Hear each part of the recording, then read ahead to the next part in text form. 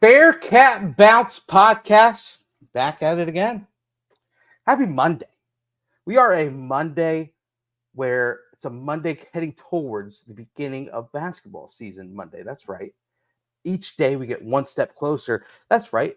Not one, not two, not three, but 4 weeks from now, 5 weeks from now, pardon me, it's going to be the start of the old basketball season. That's what you talk about an exciting Monday. It's also a Monday where we continue the conversation about one of the best recruits commitments of the Wes Miller tenure, the best, one of the best of the 247 sports era, and one of the best of all time, if you want to put it in that lore as well. Committing to the Bearcats, that's Tyler Betsey. We're going to dive into all that. It's also a Monday of homecoming week Monday, where we get ready to fire up the football talk again. Iowa State on the docket for Saturday at noon. Another great kickoff in the Big 12. It's also a Monday, right? I get to bring in my guys, my pals. As usual, we are one short, but he will be there and a little bit later on during the pod. But without further ado, Aaron Smith, Chad Brendel, gents, the three of us until Royer joins us. How are we? Doing well. Busy Well, Monday, but ready to go, ready to rock and roll. Ready to rock, ready to roll, man. Busy Monday's good. It's a good thing. Indigenous Day, right? That's Indigenous People Day. Yeah. So happy for that. Aaron, how are we, sir? Good. Just hung out with the baby all day. Yeah. So yeah. We finished one of the kids' fall ball seasons this weekend. One more left. There you go. And yeah. Fall ball. Are they playing football or is that just baseball? One was playing baseball and football. The other was just playing baseball. Okay.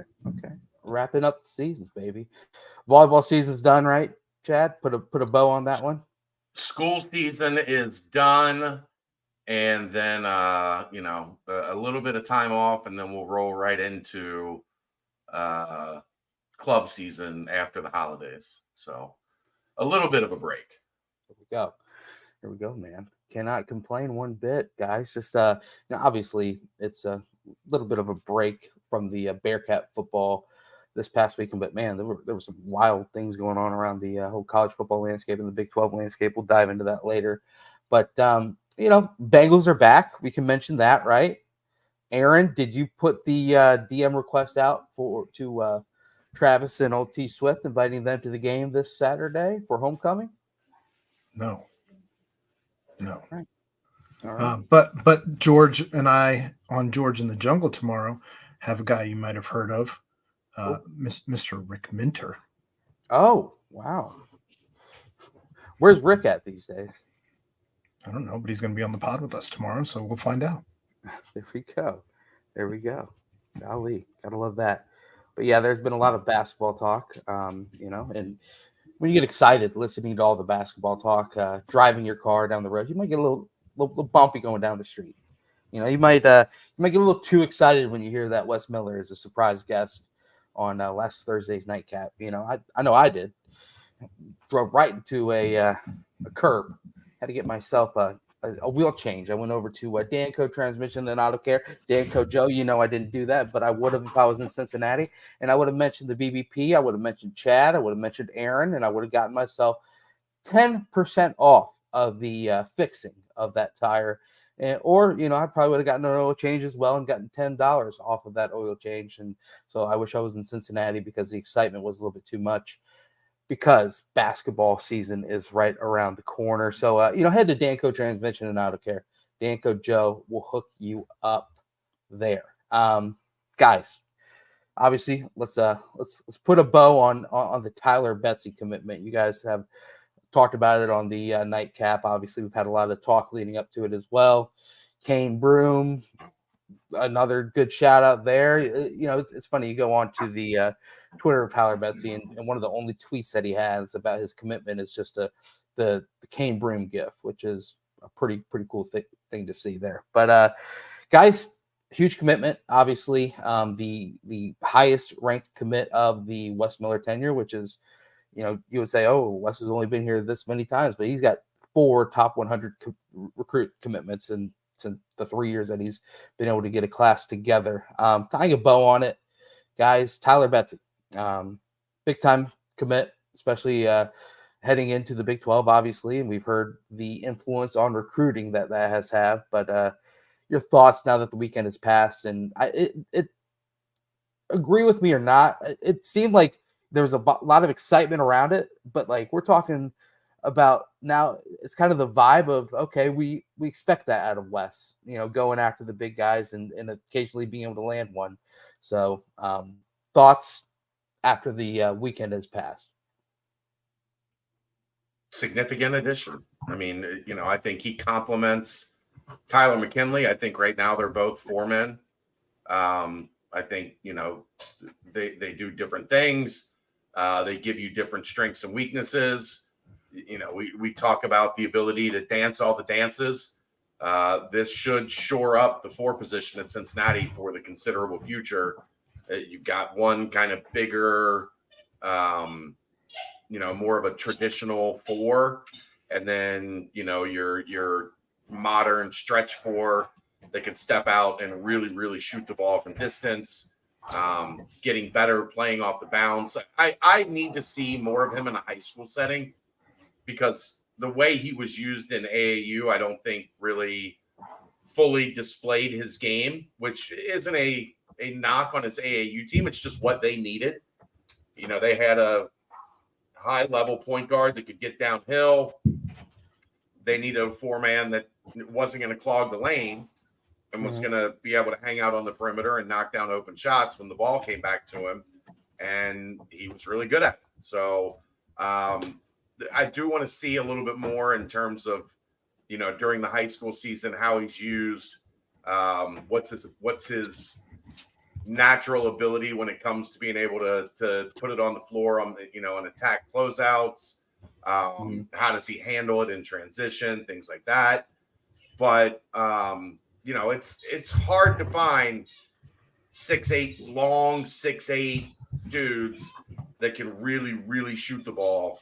And Tyler Betsey can do that. And look, if he comes here and he's a spot shooter from 3 at 6'8", check. Like, you need that guy. It's college basketball in 2023. You have got to have high-level shooting, especially from your bigs, to space out a defense. So, that's why Wes Miller and his staff made Tyler Betsey a priority and were able to get the job done.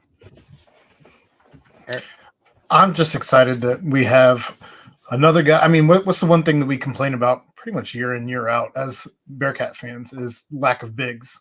And you got another one. And you got one that's really good. I'm excited to see how he develops. I'm excited to see what he looks like out there, especially paired alongside, Tyler McKinley, alongside Rayvon Griffith, alongside Josh Reed, alongside Dan Skillings, alongside Jizzle, alongside Day. I mean, the roster's starting to look really, really good at this point, and you're building depth. And that's something that this team has struggled with over the course of roughly the last, 5 years or so. Yeah. Yeah. I don't know if I would consider him a big, like, I understand that whole thing, but like you're saying, Chad, I'm excited to see, like, in a high school setting where he is the man, kind of what he does more on ball, right? How his, and I think that's what all the scouts are saying is, he's just scratching the surface, this, that, and the other. He's working on that part of his game where, if he does show more flashes of that, and people are still saying that he's still growing or whatever that might be. You add all that in, when positionless basketball era, that's length and shooting touch, and then if you can get some sort of off the bounce going and have the ability to defend at a high level on the wing as well, you're talking about a super long wing player that can do a lot for you and can also play that 4 as well and like a stretch needed in certain times. But for the time being, no. Let's make no mistake. He is a 4 right now. Well, I didn't say that. I said for the time being. You cut me off. I said for the time being, he's that stretch 4 right now with the ability to just kind of which is why I called him a big. Yeah, I consider it big, like a 5. I don't know. I don't watch Tyler Betsey and immediately think big man. You know what I mean? If he's But still growing at 6'8", you can't tell me he's not going to be front court. is Kevin Durant a big man? Yes. No, he's Who not. can shoot really well. No, he's a small forward. He's But not why a is big- he a small forward? Because he can really handle the ball. Right, And exactly. make plays off the bounce. Like, Yeah. he's a unicorn. He's the exception to the rule because he Yeah. can do things with the ball in his hand that Right. make him a wing as opposed to a big. Right now, Tyler Betsey is a stretch 4. Yeah. That's why you need to see what does he look like on a high school team where he's playing more with the ball in his hand, because he didn't play with the ball in his hand hardly at all in AAU. That's not on him. That's not a knock on him. That is saying we haven't seen it yet. Mm-hmm. On his high school team, he's going to be asked to do that more. So I'm really interested in seeing that development and how he handles being asked to do a little bit more offensively. Right. Where in his AAU team, they like, I'm serious, they just stand over there, relocate, wing, baseline, depending on where the ball is at. And when it comes to you, catch it and shoot it. And that was what he was asked to do. Watch the the AAU highlights. That's like, it's like, all right, I've watched a 5-minute highlight tape and like 4 of it was him just knocking down threes, which is, think about it this way as well. Would you rather have someone saying, he's scratching the surface on his shooting touch, he's slowly improving the shooting touch, but he's a slasher and he's athletic. You know what I mean? Those guys generally never get there as shooters. Right, exactly. So you would rather have he's a knockdown shooter and he's a top 40, top 35 prospect that is knocking these down at a high level and then scratching the surface on the other facets on the offensive side. So I'm excited to see that. Defensively, did you get much of a touch on him? They used him in a lot of different ways. He guarded multiple positions. I think he's got a chance. Obviously it's high school. There's a lot of development, learning how to play help side defense, learning how to really, really defend at the college level. Mm-hmm.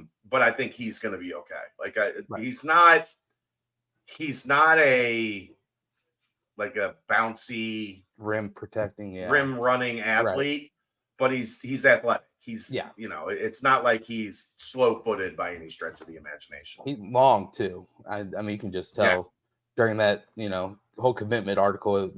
Commitment speech, just his hand engulfed the mic, and that's a long fella right there. Also, thoughts on his commitment. That was highly emotional, very raw, very genuine. Just kind of, you want those kind of guys on your team that can go out there and just not afraid to show emotion. So I find that as nothing but a positive, especially the things that he was getting emotional about. Yeah, I think all of us were a little scared for a second as he got so emotional in speaking about his parents that he was going to potentially stay in Connecticut. Could you imagine? Yeah, I did. I did imagine. I'm not going to take this jacket off because I'm wearing a Cincinnati shirt underneath, but I'm staying home. But no, that was it's awesome commitment. Obviously, he was there on a visit officially at the Oklahoma game with Kane. And obviously after that, it was all downhill from there, as you would say. Chad Dollar, I think, was the primary on this one. Yeah.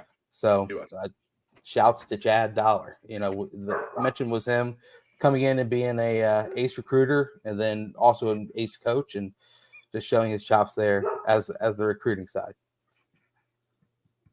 What? These dogs. Nothing. Is that your dog? I think that might be my dog. Yeah, that's not mine. That's my dog. Between all of your dogs. Goodness gracious. I just have a child that was told to be home before 8:00 that came home at 8:20. So the dogs are going nuts because she just walked in the door. Does Taylor Swift have a song about being grounded? Probably. Probably. Well, Probably. The wine I'm drinking tonight is grounded. So there you go. That's the brought to you by what's happening with Kelsey at the Brental household later. That was the annoyed look on my face as the puppy wouldn't go upstairs. So she was made it upstairs, eh?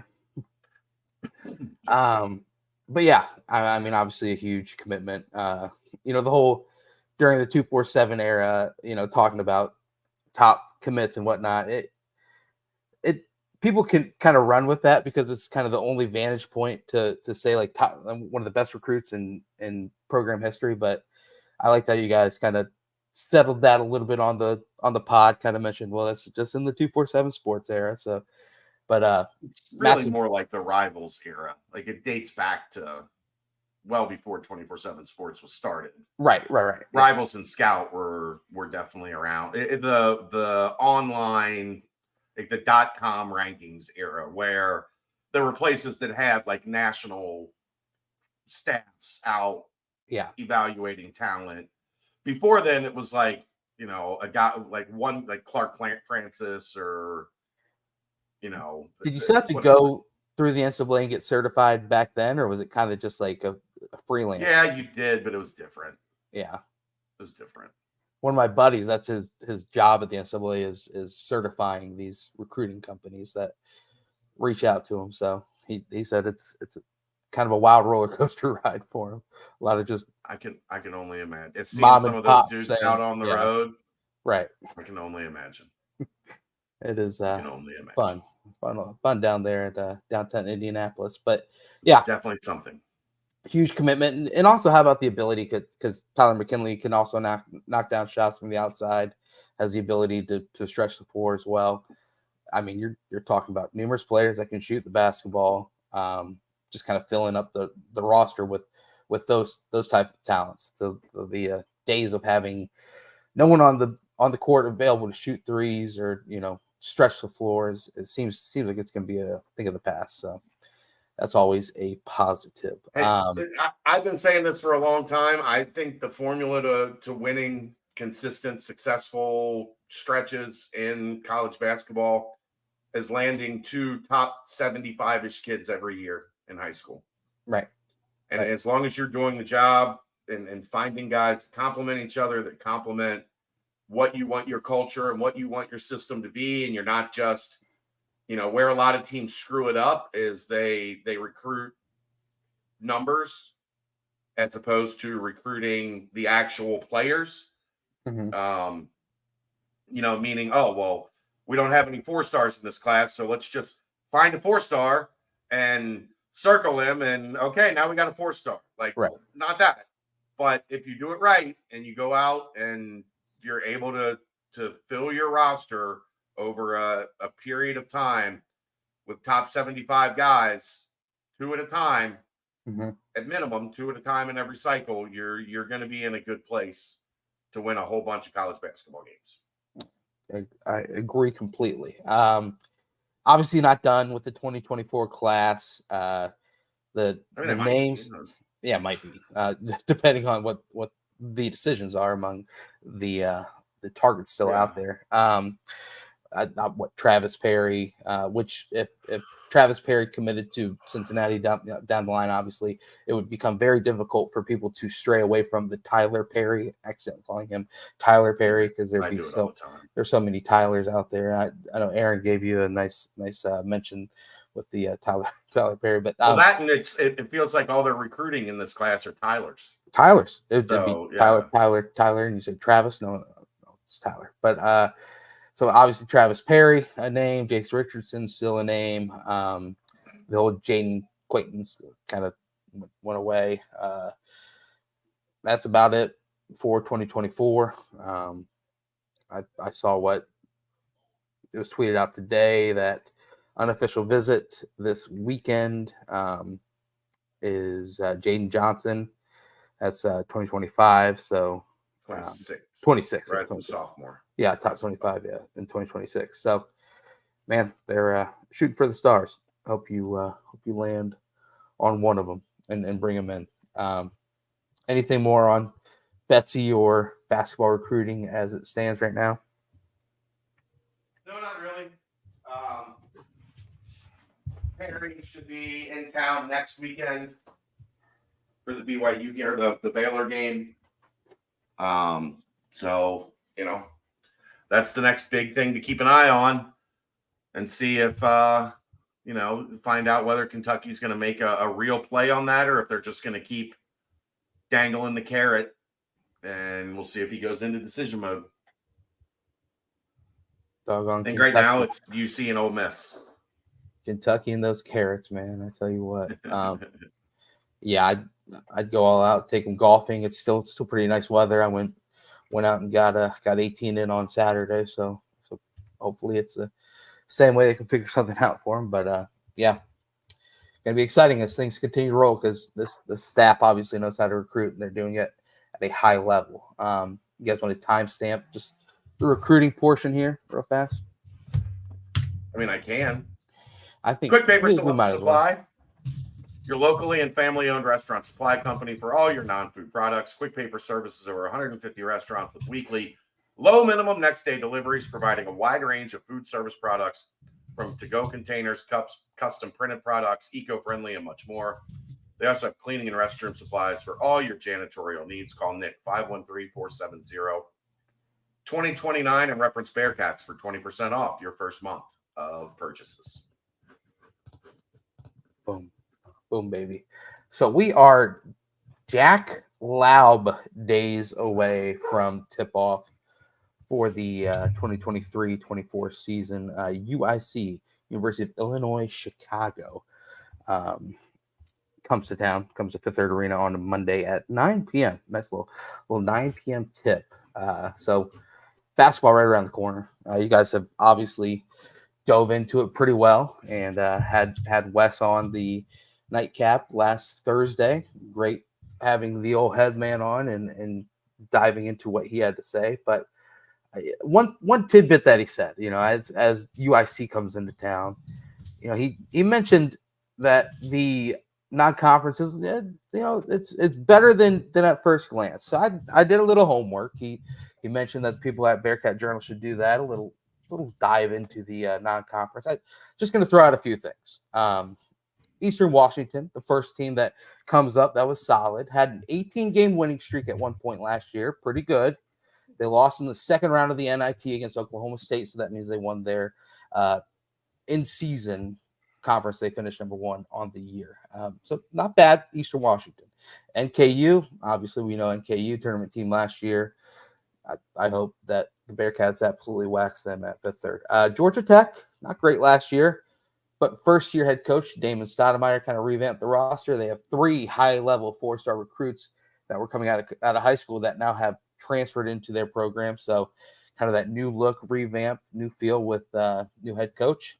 Howard, with tournament team last year, projected to be a tournament team this year, winning the MEAC, and Bearcats go to Howard. Obviously, that team in Norwood. Bryant was 203rd at the end of the season in KenPom. Dayton is Dayton. Obviously, they get Deron Holmes back and projected to win the A10 this year, projected to make the tournament. Merrimack currently has the nation's longest winning streak at 11. They're first in the country in turnover percentage defense last year. They won their conference tournament, but couldn't go dancing because obviously they're too new into Division One. The team that they beat was Fairleigh Dickinson, who ended up becoming the second 16 seed to ever beat a 1 seed in Purdue. So Merrimack could be decent. It shouldn't have been in the tournament. Gotta love it. Right. Stetson, they finished 172nd in KenPom last year.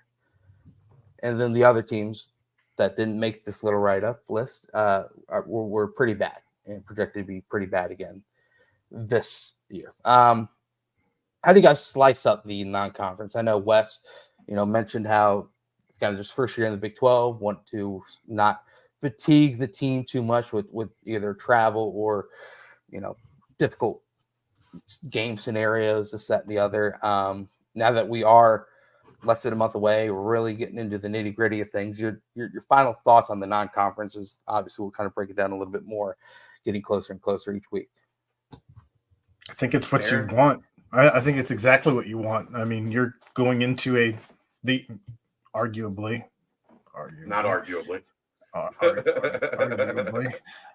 the toughest basketball conference in the country. And so why would you want to have, even go back to Maui, where Landers Nolly is on the court crying after losing to Arizona, right? What do you need that for? Like, what is the point of having any games like that when you're going to be playing games like that every night once For you 2.5 months. enter conference play? So no, I see zero issue loading up all the preseason games essentially that you can before you get into the toughest schedule that this Cincinnati program has ever faced. Not ever. Some of those Those Big East. Aaron forgets that they were in the Big East with. I don't forget. Dominant. I think this is going to be the hardest one they've ever faced. I do. I disagree. That's fine. The Big East at least had a couple off nights. Yeah, scattered throughout. this might be the deepest where like UCF is your USF. only sleep night. Yeah. Yeah, that's the only reason I would disagree, Aaron, is that there were some nights in the Big East where you could breathe. I don't think there's nights in the Big 12. Like, look, even UCF is pesky. Like, Right. like they're not tournament quality good, but they generally have enough dudes that, like, if you have a bad game, they can get you. Mm-hmm. That wasn't the case in that 2011, 2012 Big East. That was a nightmare. Yeah. That was tough. Chad, your thoughts on just kind of the non-conference, and then I guess next question, kind of piling on it, would be what would you guys say is, and yes, there's obviously fluid situations going on for the final makeup of the roster, but even still in the non-conference, what are you feeling best case or worst case heading into the Big 12 play?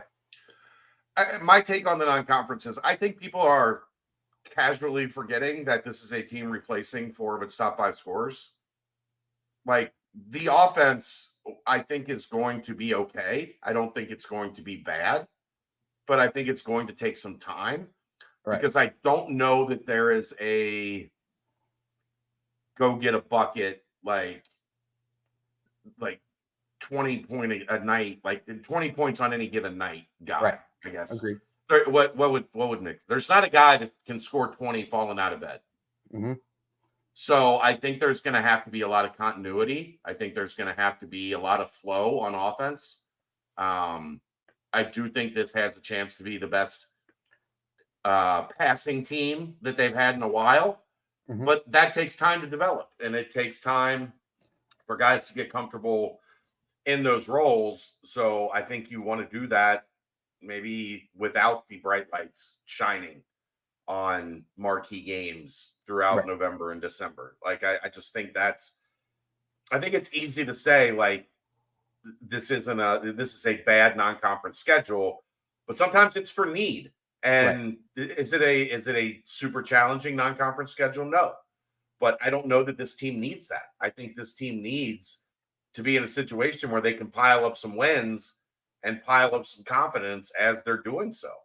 I just, if this is what the non-conference schedule looks like in year 3 or year 4 of the Big 12, then I don't love it.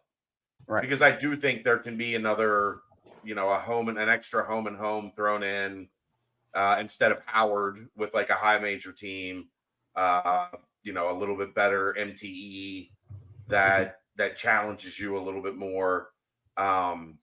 So I look at it and say it makes perfect sense for this roster and this situation, because you are going from, this is what we've talked about quite a bit, you are going from 11 Power 5 games or high major games to 21 high major games. And that is a massive jump. Like, I don't think you're helping yourself by going to 23, 24 high major games at this point. Like, what are we learning in football? Yeah. The jump is hard. Right. Making this leap is hard. You're going into a league that has been operating with a Power 5 budget at a Power 5 level for decades, and you're not even there yet. You don't even get the full payout yet.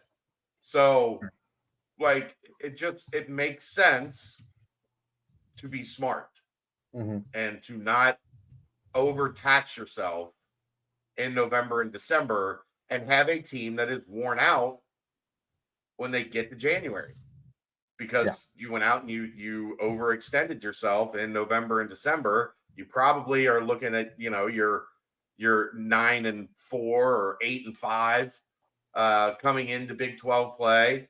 Yep. And you're threading a really tight needle, because if you're 8-5, because you played a ridiculously tough non-conference schedule, if you only win 8 conference games, you're at 16 wins. Yeah. You're at 16-15 going into conference play, or going into conference tournament play. Right. That's not going to cut it. So you need a situation where you can have 11 wins, 10, 11, 12 wins. And that's where I think they need to be. I would say 11 is probably the number you need to hit in November and December. Obviously 12 or 13 would be perfect, would be ideal, but at least 11 as you get to Big 12 play. Aaron, you're what would you like to see, kind of just as a record, if you will, coming out of the non-conference, like one that you think, okay, that's fine, they can go, or one that you say, okay, they're gonna turn some heads in the Big 12? If you want to turn heads, you got to go undefeated. That'll really turn some heads. But essentially, you can't have a bad loss to anybody on this. Can't have a bad loss to anybody on this schedule. Right. So the only 2 games that you, in my opinion, that you can really show chinks in the armor would be Xavier and Dayton. Outside of that, you got to get it done. Yeah. I mean, it's I agree. Georgia Tech will be interesting. Just with a new coach, new look. Like I don't know what to expect from them, right, at this point in time, but that'll at least be interesting. Yeah, I mean, especially if they, I mean, kind of just like what every team out there is doing when you get a revamped roster. I mean, they've got a guy who was 95 coming out of high school. He's 93 transfer. Another guy that was 94-2 coming out of high school. Another guy that was 98-4 coming out of high school. So guys that obviously have talent. So yeah, I think it's interesting to see kind of what kind of a competition level they bring into Fifth Third. But another thing, Chad, that you mentioned a lot is how there's 2 point guards coming in that have never dribbled a basketball in a right. Division I game. Well, guess what? You get 13 games until the things really start churning. I guess if you want to say the trip to Norwood or Georgia Tech coming into town is kind of, the first look at when things really fire up. But even if you look at Georgia Tech, that's, you get 4 games heading into that. You get 7 games heading into the game at Xavier. You get, 8-9 games heading into Dayton, and then you do get the whole 13 heading into that Big 12 slate. So, I mean, invaluable time. Yep. Get the roster churning. And also, as we've said, if you get some big wins in the Big 12, it's going to look a lot better if your non-conference was, 11 wins, 12 wins. It's going to look a lot better when your win total is that high coming out of that good of a conference. So, and look, I know the schedule nerds are going to say, well, they don't look at that, they don't care about that. But again, if you win 8 games in the non-conference and you're 8-10 in conference play, you're not getting in with 16 wins because you challenged yourself in the non-conference. It's not happening.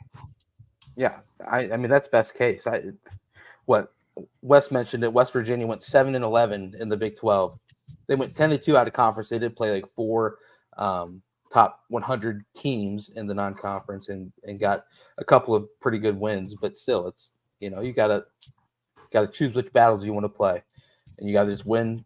You can't lose a game that you're supposed to win, like Aaron said. So it'll be exciting to see, especially as they get. I don't know. I also think one of those 3 top 100 non-conference games might not be very good, but we'll see. Yeah. Okay. I'm interested to hear which one you're talking about, but I think I know which one based off your facial expression. But that's it. Hey, that's it. let's dive in. We're waiting on Royer to come, and he's going to have some basketball centric questions. But I had a few lined up that would be fun discussion for you guys, and kind of want to hear your thoughts heading into it. Obviously, barring the whole elephant in the room is the two waivers that everyone's still awaiting the confirmation or status of. So answer them either way you want. First one is end of game scenarios. This kind of doesn't really have anything to do with the waivers at this point, but you're down 3. Who do you guys think is taking that shot if the opposing defense decides not to foul? And I guess if you're drawing something up, or if you're going, mano a mano, like we saw David Julius do a lot last year, or if you're down 2/1, who do you think is trying to get downhill and get a bucket or get fouled? I don't know yet. Right. I don't know yet. Like I that's going to be interesting. Like, is it are like a Day or a Jizzle going to be ready for that? Right. To where it's like, all right, here's the ball, here's a ball screen, or here's 1-4 flat. Like, go get to the rim. If they're ready for it, it solves a lot of problems. Yeah. And also, if they're going to do that, you might need to do some of it early when they're not ready for it. Right. To get them ready for it. Yeah. So, I mean, I guess the obvious answer is CMOS. Mm-hmm. He's probably got the most experience in those type situations with the ball in his hand, where, but he was Butler's first or second best player, like whatever you want to call it. So they went to him in those situations. And that is going to give you a level of comfort knowing that a guy, you're not having to teach him on the fly. Like, he can already do it. So CMOS is probably the most likely. Maybe you use one of your point guards to get CJ Frederick a look, like penetrate and kick, something like that. But then obviously, it becomes a little different if you've got one of those big guys hanging around the rim where you can, kind of play it a little differently or approach what you're drawing up in the huddle a little differently. So that's the great unknown. Is it's one of the things that you hope in college basketball is you've always got that succession of who's next. Yeah. And that doesn't exist in the present. Maybe it's Dan, because of his first step and his ability to play, off the bounce and make things happen. Maybe as things develop, it's Dan. But right now, I just listed 4 possible guys, and that's not all of them. So it's an unknown. As far as it goes with, like, obviously, because David DeJulius or Landers Nolly were kind of those two guys last year, mainly David DeJulius. It would seem like, yes, it would have to be someone in that point guard role, maybe break down the defense, find someone. But based off what you guys were saying from practice, I think Skillings maybe, or CMOS took down Xavier in the Big 12 tournament. Big East tournament 2 years ago, all by himself, scoring numerous buckets in that one-on-one end of game scenario situation. So that's why he's the most likely out of the gate. Right. But there are other guys that could evolve into that role as well. It's good to have options, but interesting when you don't have, like, the man, but who knows? Aaron, your thought? Are we distracting you? What are you doing? You Are working on a spreadsheet? Are you doing your project? No, I'm putting the mailbag together. Goodness. I don't know. I would like it to be CJ Frederick to be the guy.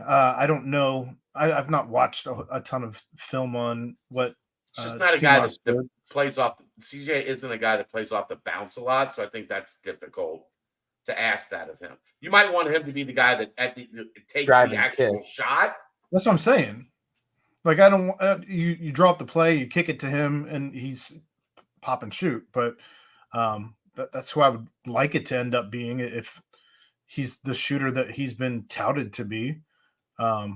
But again, I don't know that I've seen any of Seamoss's play at this point to be able to rule him out. If he was the guy at Butler, that says a lot that you've already been the guy at another school. I mean, Landers wasn't necessarily the guy at Memphis, and he turned out to be the guy here when it wasn't DDJ. So I don't know. Obviously, when you have options, it's certainly a better situation than wondering what the hell do we do, which I feel like we were at 2 seasons ago, where you didn't you didn't know who was going to take that shot. And you didn't, I don't even know that you wanted anybody taking that shot. That was rough to watch. What? It was rough to watch. 2 years ago, like who was gonna drawing up a play for Hayden Koval to hit a 3 at the buzzer? Jesus. I mean, it was just rough. Yeah, it was not great. But it is what it is. Yeah, I think obviously all those are good. People are giving John Newman a lot of praise. I don't know if he's maybe being able to amp up his shooting ability to be that other guy, because I imagine teams will probably face guard CJ in those situations and try and eliminate him altogether. And so someone else out there's got to be able to hit an open shot if they do get it when the defense collapses. So I don't know if it's Dan or if it's Newman. Well, one of the reasons CJ was so efficient at Iowa is because everybody on that team could play offense. So you couldn't, you couldn't overload on him or have a guy that you can say, like, don't leave him. Maybe not necessarily face guarding, but like you got to be in position because the ball is going to find him. Yeah. So. But hey, he got some off with people all over him too. So sure. I mean, he can really shoot. Like that's his superpower, if you will. Hey, baby, we all need superpowers.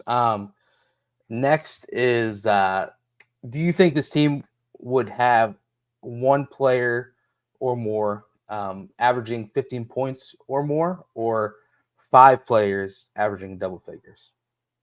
Which is more likely?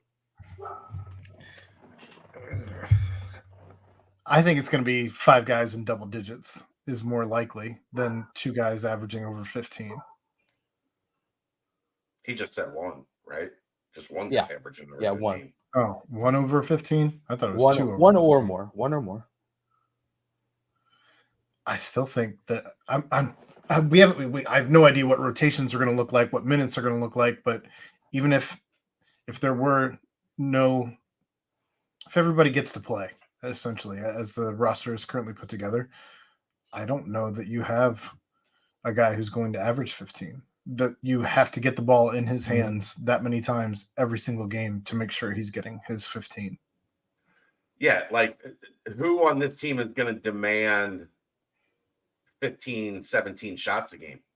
Right. Like, I don't think that, like, if there's somebody on this team averaging, that's not to say there won't be nights where one guy gets that many shots, but like to do it every night, I don't think that's how this roster is built. I think this roster is built for its depth, its ability to play a bunch of guys that are, pretty close to a similar level, and that you're going to have different nights where this guy gets 16 and then, might get 6 the next night. And then the next game, somebody that had 8 the night before gets 18. Like, so when you're dealing with averages, I don't think you're going to have anybody that's going to get to 15.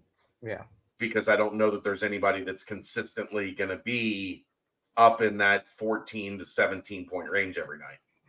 I think that's the beauty of having depth, though. I think that's part of going to be the issue when you get into conference play is if you had a guy like that, teams are going to start to play on that guy. And so you're going to have to make moves to other guys. And I think that this conference is unlike anything that we've seen in a long, long time, to where you're not, even if you had a guy like a Landers Nolly here, I don't know that he'd even be able to get off those shots, even if he wanted to, because of the way that teams would play Cincinnati. What did I say was the worst thing to happen to that team 2 years ago? They had that 3-game stretch where Dave had like 26, 24, 26, and 22.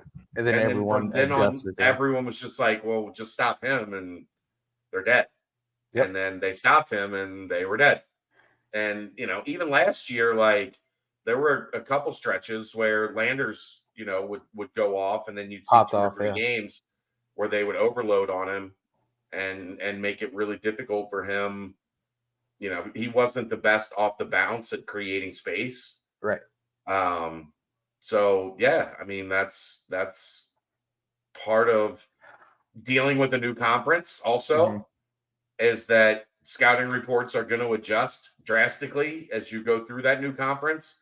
Yep. And everybody, like, look, the goal is to have a dude that can go get you 20 a night. Yeah. I just don't know that dude is There's on not this many of roster those. Yeah, right there's now. not many of those dudes out there. And those There's dudes are plenty that 16, 17. right. Right.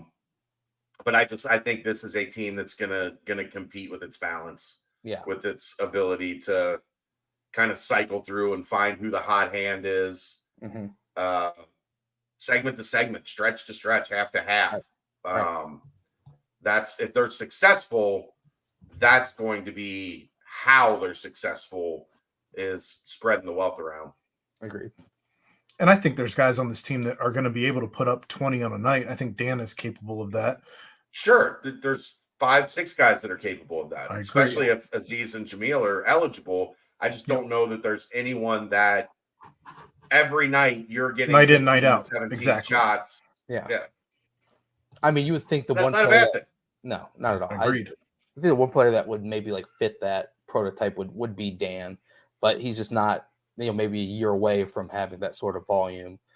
And even so, if the depth and everything, I'm not confident Dan's ready to be like a 38% 3-point shooter. Right. Okay. Because I think that's ultimately what you need to be, Yeah, or you need to be a guy that gets to the line eight times a game. Right. Right.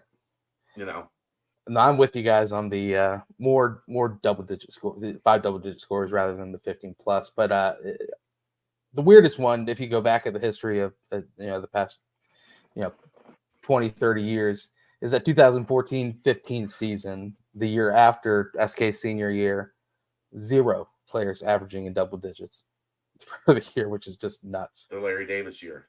It was, There was 5 or 6 guys at like 9. 8 to 9. I think Octavius was the closest to double digits at 9.9 points per game. But just a crazy bonkers year. Next one, another fun one.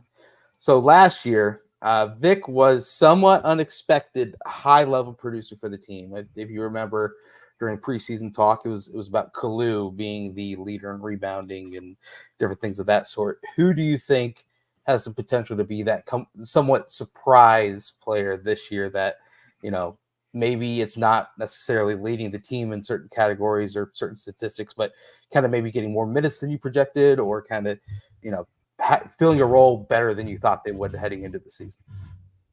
I think either point guard have that capability.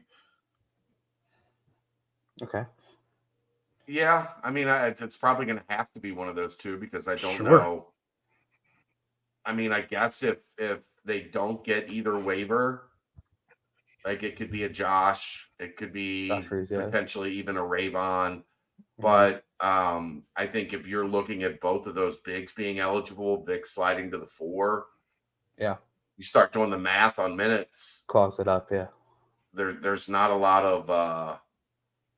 of room for somebody to jump up and but to the question, like, we all knew Vic was going to play a ton last year. But I mean, he just produced more than but he produced more. Projected, Maybe John Newman, because I think we just forgot about him last year.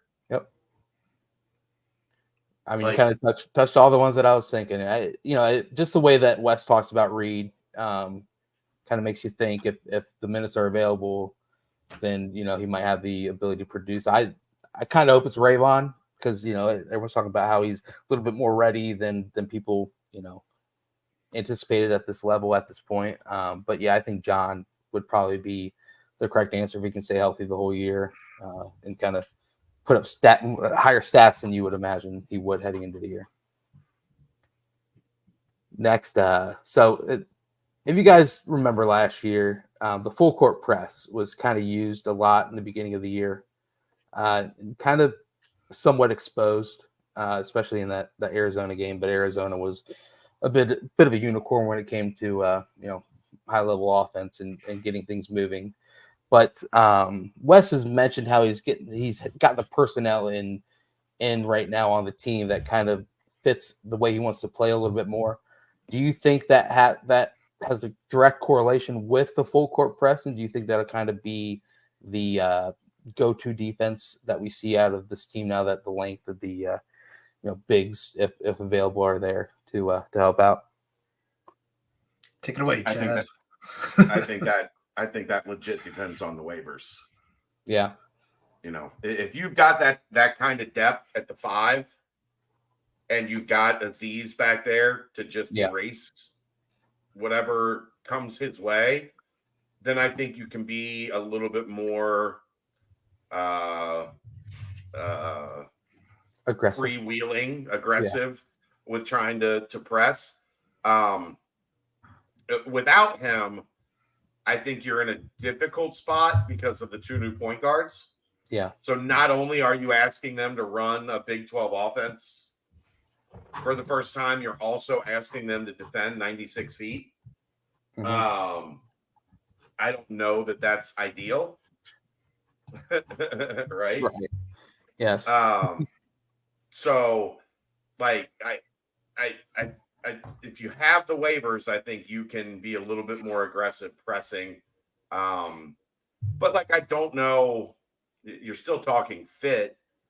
Like, are CMOS and CJ guys that you want out there? Like, I think because of how well they complement each other offensively with their ability to pass and cut and understand how to play high level offense, you want them on the floor. Can you really press with those 2 and a freshman at point guard as potentially your 1, 2, 3? True. I don't know that that's ideal. Unless you have Aziz back there and you just, we're going to funnel you. Like, we can't turn you over. I think especially because you can, like, if you've got John Newman and Dan on the floor, you've got some length and athleticism to crank it up. Yeah. And give teams problems. But, if you're dealing with no Aziz, no Jamil, and you've got Vic and Odie, can you afford the potential foul trouble? Do you want them really trying to hang out and make plays in space? Like, I think you have a lot of tough questions to ask yourself. Yeah. In terms of how much you want to press if you don't get the waivers. Yeah, I think we kind of saw how that went with the Vic Odie combo at the back of the. But they were too small to press last year, last year and the year before. They didn't have it. It felt like they wanted to do it. Sure, West wants to press to a fault, almost. It's who he is. It's how he coaches. Yep. Which is good to hear that he says, he's finally got the personnel to fit the way he wants to play. So if that's the case, and cross your fingers on the waivers, obviously. Now this is obviously very waiver dependent because it can change. But based off of what you guys have seen, what you've heard, this is a Justin Berg special question. Who would you say is going to have the best poster dunk this year? If the waivers clear, it's going to be Aziz, and it's going to happen more than once. Okay. And if the waivers don't clear, Aaron, who you got? If it, maybe Ray. Okay. He's no stranger to being on a highlight reel. Yeah. I have the same answer whether the waivers clear or not. Okay, here we go. I think Dan's finally going to get one of those. Dan tries to dunk on it. Like, he just wasn't strong enough yet last year. Oh, he tried. He tried. Like, he is looking to come down the floor in transition and give somebody one of these. But he would get hit and his body wasn't built to absorb the contact. Right. he's gonna get somebody this year. Yeah. Like, it might not be a bunch, but he's gonna have at least one of those. Yeah. So I'm gonna go with Dan because I think it's something that he is dead set on doing. Yeah. So I'm gonna go with Dan. Okay. Good. I missed that basketball. I mean, he tried to do it like 5 times last year. I know, but he just got fouled. And trying to do it and doing it are different things. Look, give me all the dunks. The less best threes, more dunks. The best attempt last year was Kalu from the free throw line at UCF. Came up about 5 feet short. But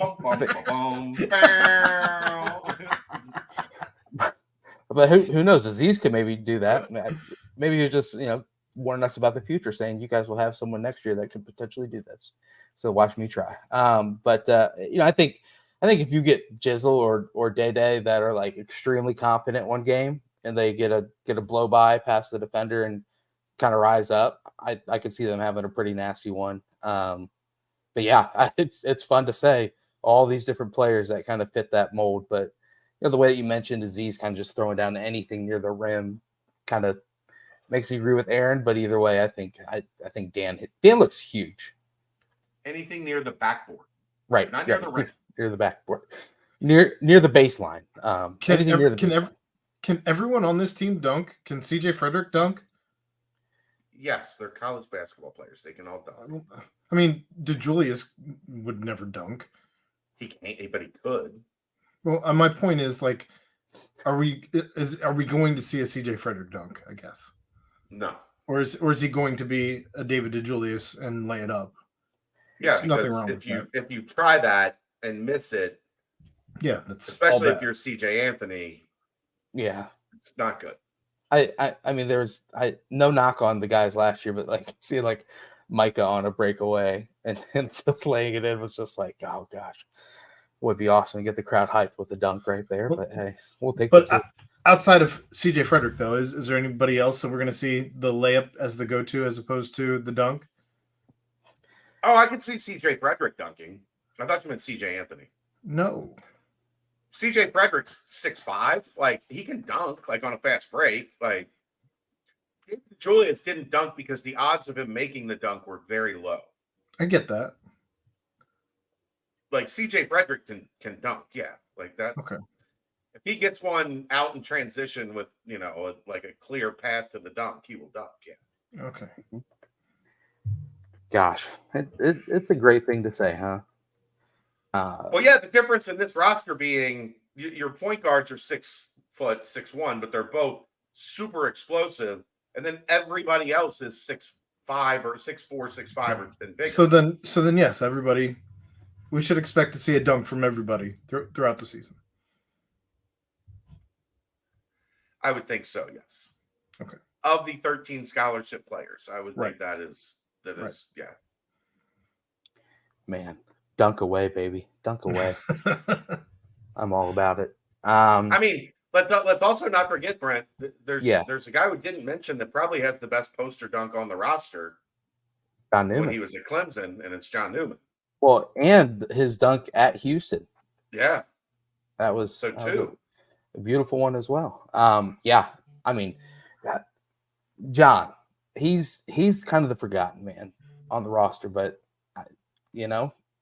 Wes talks about him a lot, gives him a lot of high praise, kind of just that leader. I mean, I don't know. It just seems like there's so many pieces on this team. It's kind of crazy, but need to mold it together and figure it out. And obviously the big men have a lot to do with it, with the waiver appeal and whatnot. But who knows? I think it's a scenario where you have a lot of excitement, a lot of ability to kind of move things around, which brings me to my thought, Chad, after you took into the practice, you saw the different lineups and whatnot, saying the waivers do get processed. What's your favorite small ball potential lineup and favorite big man potential lineup if the waivers do get granted? I mean, I think most likely the game one starting lineup, if the waivers are granted, would be Day, CJ Frederick, John Newman, Vic, and Aziz. Mm-hmm. That would be my today guess. Obviously, there's still 5 weeks of practice and 2 super secret scrimmages Right. in between to change that opinion. Small ball, I think you take out Aziz, you slide Vic down to the 5, you slide CMOS to the 4, and you insert Dan. Okay. So Davion, CJ, Dan. Well, CMOS, Vic. CMOS, Vic. Yeah, that would probably Newman. Maybe Dan is still like the 6-man super sub kind of, and then Newman, CMOS, Vic. But I could see Dan in there maybe instead of John, and John is your like come in and get a stop type guy off the bench in that second unit. If you're running big on that first unit, wouldn't you put CMOS in at the point forward? Well, he would be the 3 that could play point forward. Yeah. He would be the 3 that would handle quite a bit of your offense initiation. You wouldn't just want to say to hell with it and put him at the 1? Mm-mm. Who guards the other team's 1? Let's see what he's made of. No. In the Big 12? No, not fam. Maybe in the non-con, like we got non-con, yeah. Yeah, maybe. But in the Big 12, no, I am not asking CMOS to guard the Big 12 point guard on the other team. I mean, this pass on that. Speaks to the depth right there, where the best player on the court in the practice that the media was at last Thursday last Tuesday. What right was it? Was Dan Skillings. And well, I talked to a couple people, and they had Dan at best second and Aziz as the easy number 1. Okay, but that was my opinion. Yeah, that Dan was really good. And then Dan coming off the bench, and then also one of the best transfer commitments in the Big 12. There's numerous articles saying that the best transfer commitment is CMOS. Between Aziz and CMOS.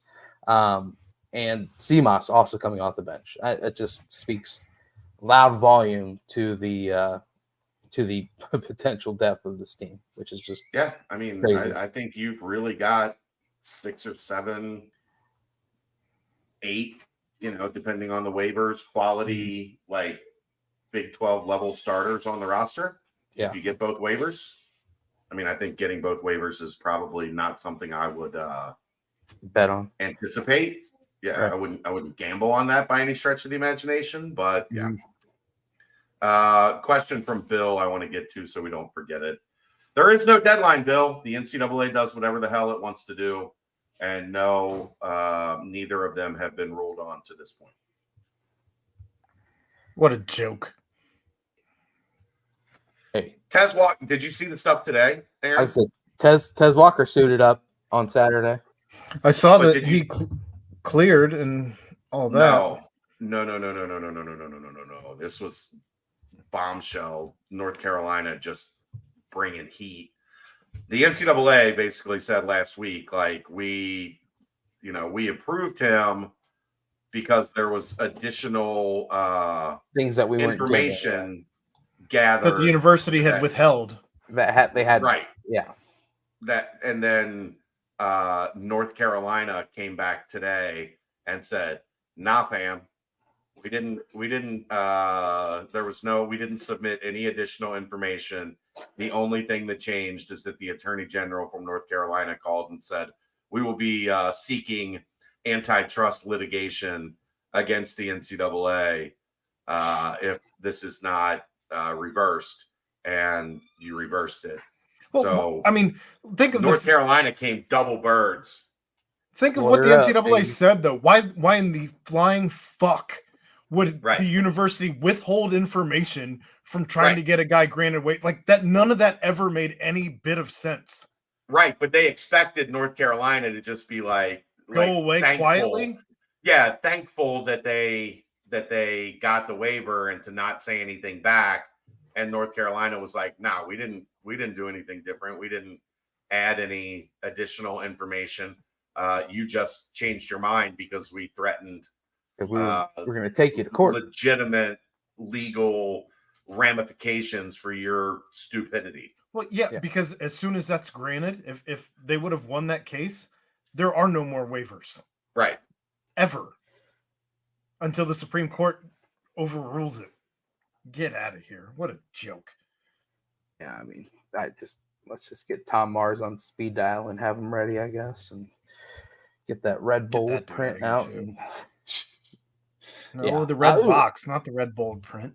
The red box. Well, I meant the red bold framing, box of framing Tom Mars and whatever. Ryan Royer, fresh from your duties, baby. We need to hear more about it. If it has anything to do with Bearcats, we can discuss it here on the pod. But if not, without further ado, how are we, Ryan? Doing well. Just coming back from a UC kind of athlete career fair type thing where they invite back former alumni or just local business professionals that want to kind of network / help the UC student athletes. So I've done it now 2 years in a row, just trying to give back because they that type of networking that UC puts on is really what helped me get my job at GE. So I kind of feel like I owe it to the system that helped get me where I'm at today to try to help as many current Bearcat athletes as I can. We'll pay it forward, if you will. Yeah, gotta pay it forward, man. Love that, man. And did they agree to pay for half of this podcast that you missed? They gave me my parking voucher, so I didn't have to pay $6 to park at Varsity Village. Hey, baby. So. That will get you one McDouble these days. Congratulations. Yeah, they taking care of us, man. Yeah, man. Oh, you're muted, Chad. You're muted. Don't ask for mac sauce. That'll put it out of budget. They charge you extra for mac sauce. Oh, damn. I make it $7.25. Kelsey gets mac sauce. She gets cheeseburgers with mac sauce and lettuce. So it's like a Big Mac. You get charged 40 cents for mac sauce on a cheeseburger. Which is like literally it's like 3 cents of mac sauce and they charge you 40. Hey man, that's a veteran move though. Veteran move. Yeah, I mean, if there's something on a menu, what? That's a good order by her. If there's something on a menu that costs extra, Kelsey wants it. Don't take her to Jeff Ruby's. I have. Luckily, Dave paid for it, so I will take the steak burro. Thank you. Yes, sir. Well, good. Welcome back, Royer. Hopefully, some future engineers you were chatting it up. Yeah, I mean, I just felt like I came back right now at the perfect time to talk about Louisville football and Jeff Brom. Okay. And that was Ryan Royer on the BBP. He will be back next week. I know Chad was itching to talk about it, so I thought I'd introduce it. My finger is on the remove button, just so you know. Oh, shit. I thought you were down. My bad.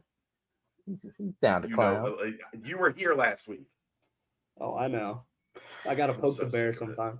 Jack Harlow. Gosh, what was that all about on Saturday? That was a freaking weird little madhouse at the Papa John's. Mad at Free. I'm so mad at Free. Yeah. I actually feel bad for Freeman because they're going to start coming for him.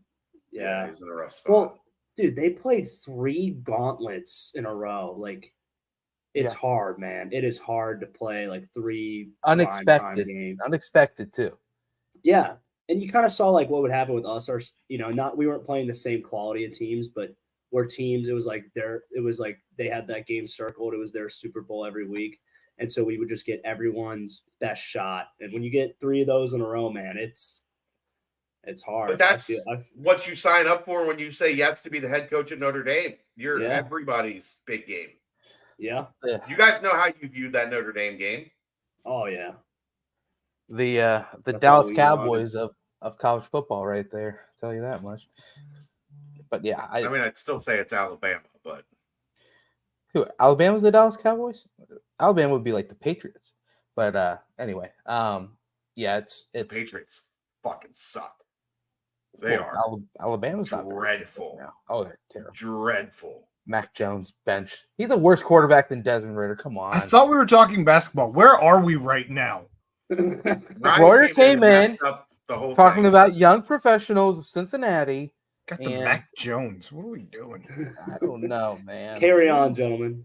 We went It's off been the a rails. short. It's been a football-wise. short show for me. I need to make an impact somehow. Royer, how excited are you for basketball season? It's less than a month. I am. This team they got put together. I know the whole thing we always talk about waiver. Those damn waivers go through. I think Wes is really and I'm telling you, man, that the momentum it's going. It's an avalanche.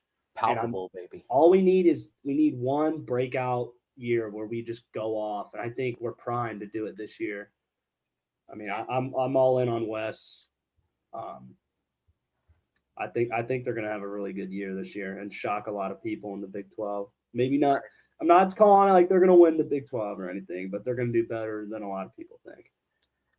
It's actually pretty surprising what their odds are in the Big 12 this season heading in. It's better than people would think. They are not at all projected to finish close to last. So Vegas is drinking the Kool-Aid a little bit too. So it'll be exciting to see where that comes from. But let's see. I guess I mean we kind of touched on pretty much everything basketball wise that I was kind of just some quick hitters there. Obviously the whole waiver thing is massive. I don't know. We'll see as that trickles away, but it's big time games. It's weird though. Chad, we got to talk about this. A lot of Monday games for the Bearcats this year. That means the BBP be bumping to Sunday nights. Is that would that be the move there? I think so. I mean, I don't think we'd have much of a choice. We're gonna do a live from Lawrence. We're not bumping George in the Jungle. No, we're gonna do a live from Lawrence though on Monday at midday. We'll be 8 jealous. Everybody bring their laptops. Yeah. Oh yeah. Live as soon from as we Lawrence. check in the hotels. I saw a question that it was a question I was tossed around that I don't want to ask, but I'll ask it, and if you guys don't want to answer, then don't answer, then and we'll move on. But what would you rather take this year? A win at the Fog or a win in Norwood? Norwood. I take Norwood every time. They've won once in that godforsaken hellhole. Yeah. Yeah, I'm with you, Aaron. The So, answer is yeah. always there. But it's interesting that we can now throw that out there. I mean, it's like in the past, what was it? Would you rather win at Houston or I don't know, but it feels good to actually say that. Royer, you have any questions on B-ball, or we ready to roll on? I guess one I was really want to pick your guys' brain on is out of the young guys that kind of saw action last year. Who do you think is going to take the biggest step this year and have the biggest impact? Dan. And do you see any of the incoming freshmen kind of pushing that envelope to competing with impact with, I guess, Dan, in your opinion, Chad? Or do you think Dan's going to kind of go far and beyond from them? Jizzle's going to have to play a lot. Yeah. He's one of only really 2 scholarship point guards on the roster. So he's got the talent. The question will be, how long does it take for things to slow down for him? The biggest issue I've seen with him so far, which you would expect from a freshman point guard at this level, is turnovers, taking care of the ball, being sound, not trying to do too much. But he is clearly incredibly talented.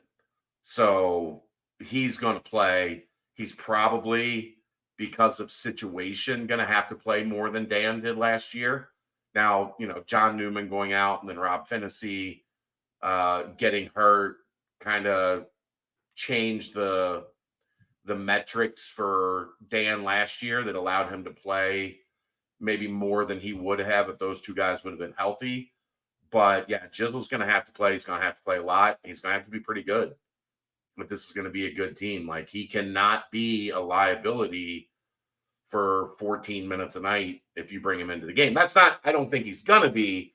I'm just saying, like, he's going to play at least equal minutes to what Dan saw last year. And he's also not going to have the issue that Dan had last year, which is Dan hadn't played a lot of hadn't played any, like, hardly any basketball for most of his life up until last season. So, Dan was on the fly and trying to figure it out as he went, and doing so without a lot of strength in his core and his upper body, trying to play through contact and being physical. Jizzle is not going to have any issues being physical. Like, Ryan, have you seen pictures of him? He looks like, and they bark at me whenever I bring this up because I guess he doesn't like it. He looks like a running back. Like, he looks like his dad. Diesel. Like, who doesn't like it? Thighs. Like, he wants to be a basketball player. Like, he doesn't like that comparison of, oh, your point, he looks like a running back. Like, that's, the kid doesn't. And I get it. You know what I mean? Like, yeah, you don't want to always be compared to your Hall of Fame dad, especially if you're playing different sports. But he looks physically like he's been in college for a little while, and he could go out and get like 112 yards on Oklahoma's defense if he really wanted to. That's a good thing, man. Strong that's a kid, difference man. maker in Strong. Basketball. Well, yeah, because you got to finish, man, and that's the hardest part Yeah. is having that base to where when you get bumped, you don't go flying. Your body can still power through and in the lane get to the rim and get your shot off. Like LeBron, obviously LeBron's a way different size comparison, but when it comes to that strength, kind of having that different kind of build than most basketball players, I think utilizing that strength is what's made him so good, even in his later years now, and he can't be as explosive because he just goes up into people and through them. Well, and he was able to change his game because of that strength, and from being a guard to being more of a forward or whatever. Yeah.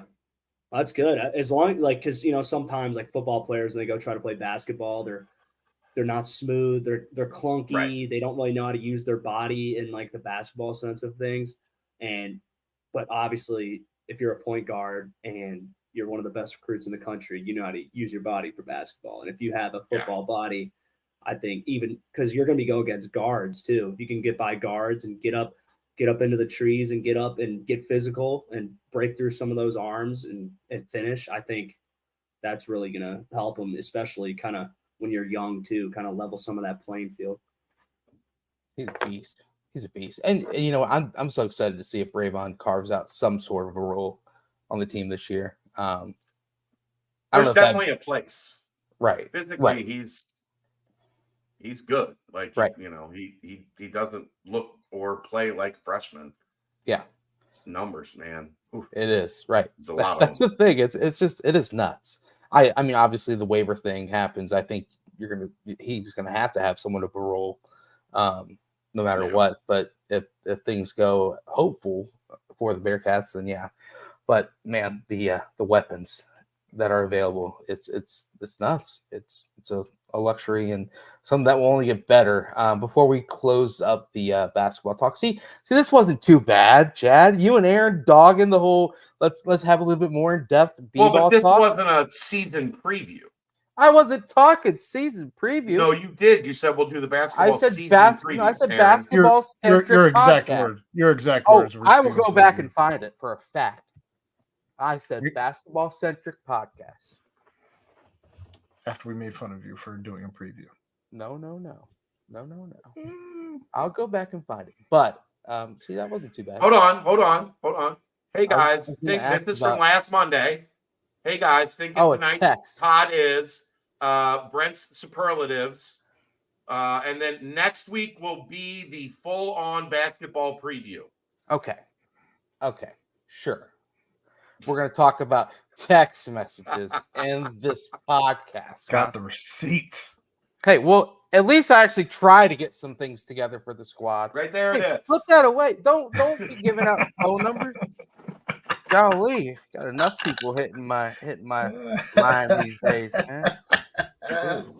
But yeah, hey, Full on basketball preview. this is for your what I exact meant, words. though. Obviously, I'm not going to say who do you think's going to lead the team in blocks this year. Well, why wouldn't you? You love superlatives. That's your But favorite that's something thing. that happens after the waivers come in.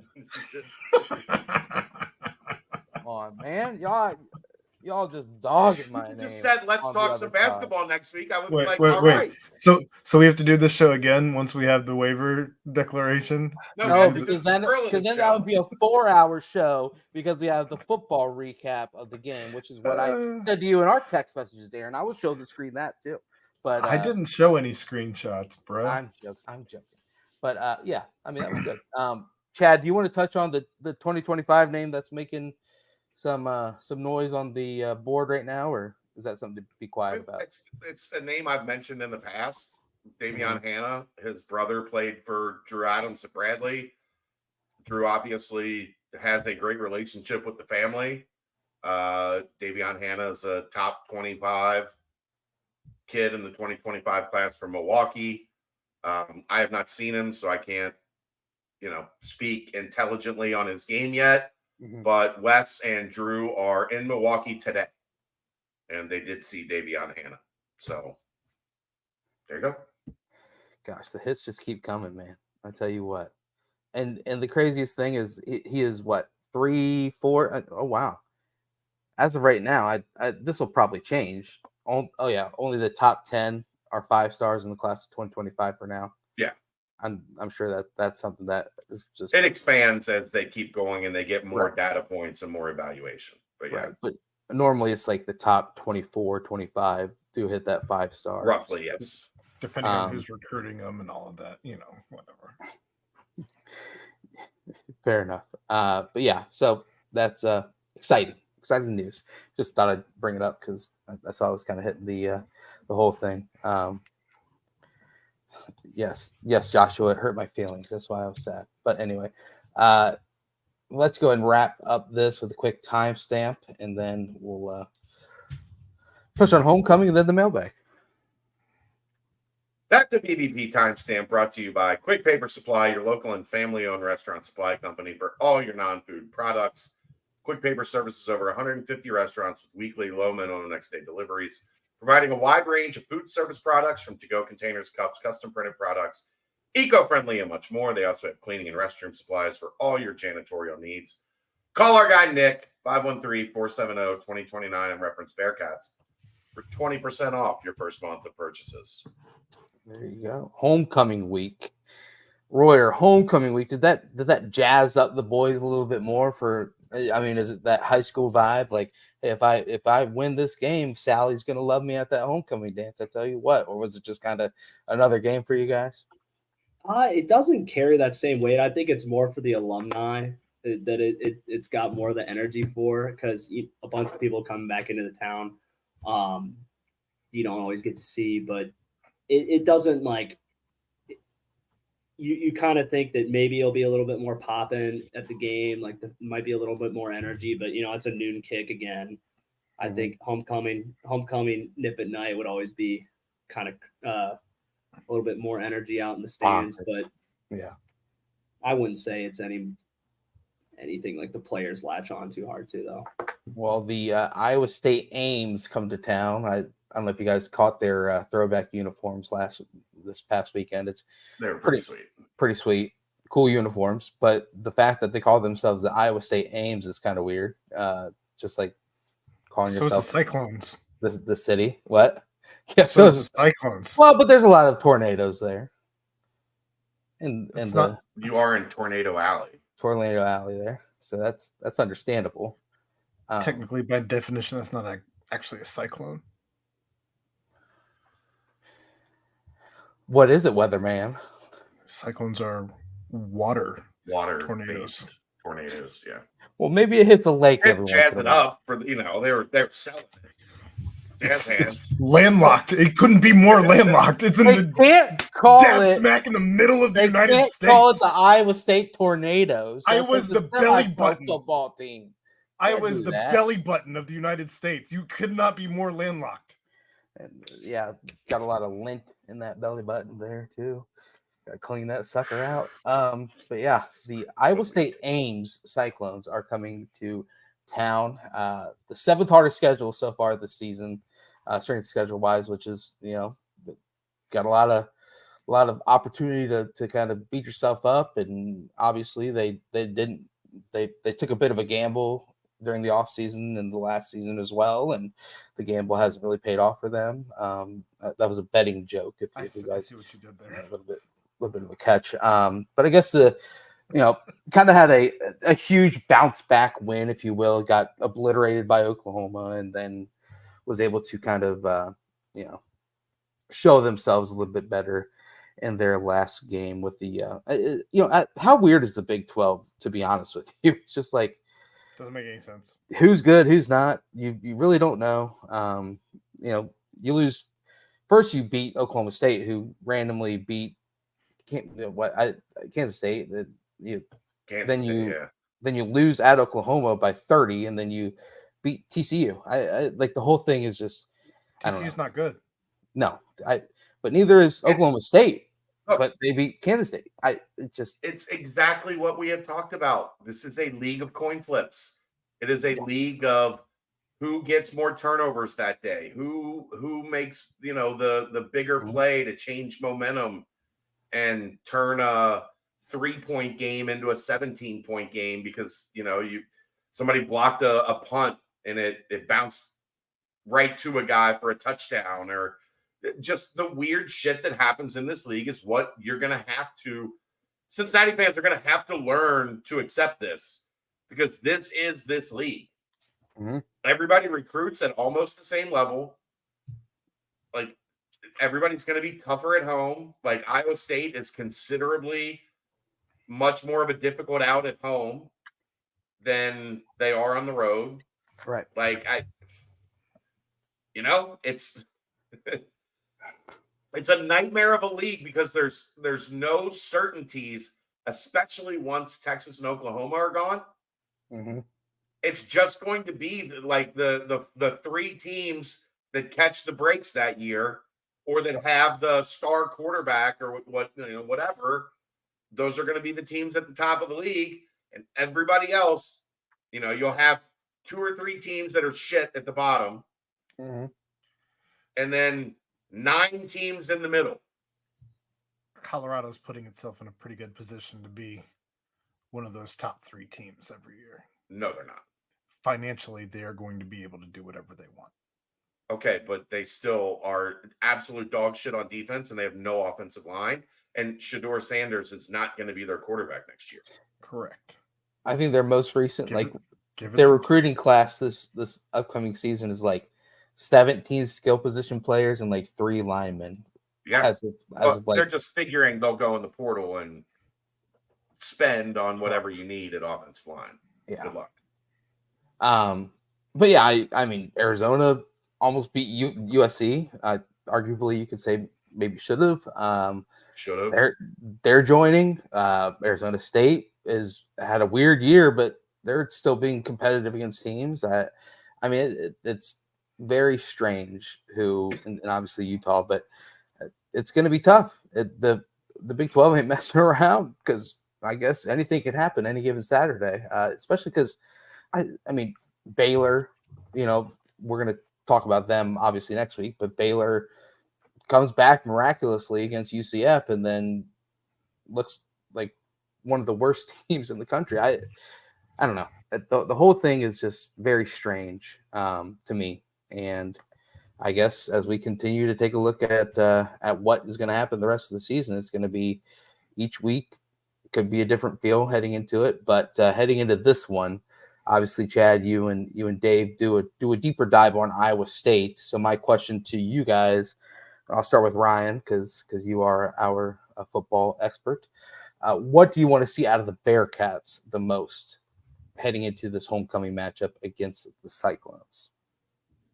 I want to see him start fast on offense. Because I think the D is gonna have a good. I think the D is gonna have a good game. I think they're gonna hold him in check like they have been holding like every Big 12 team in check that we've played so far.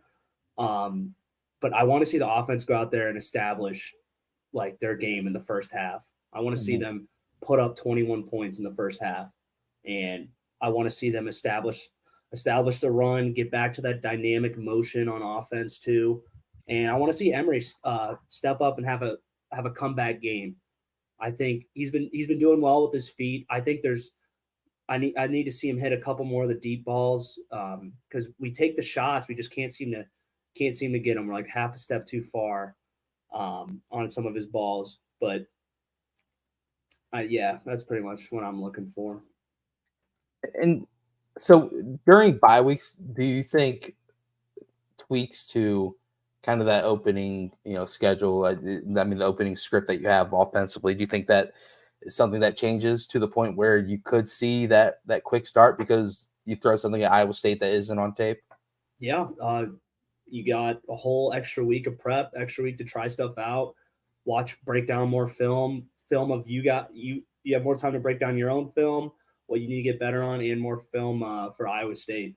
So you definitely see you see a lot of things get tried, and so you might have things that you may not have had time to look at in a normal week. So things might be expanded and things might be more precise and honed in on both sides of the ball. We always made sure to really have a good 2 weeks of practice back when I was playing. So I expect the same from Satterfield's boys. I am expecting kind of a little bit more of a, what's the word I'm looking for, revamped feel on offense.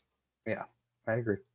I think the defense has been so consistent and put us in every game, every position to win every game we've played this year. So I'm expecting them to stick with what they're doing.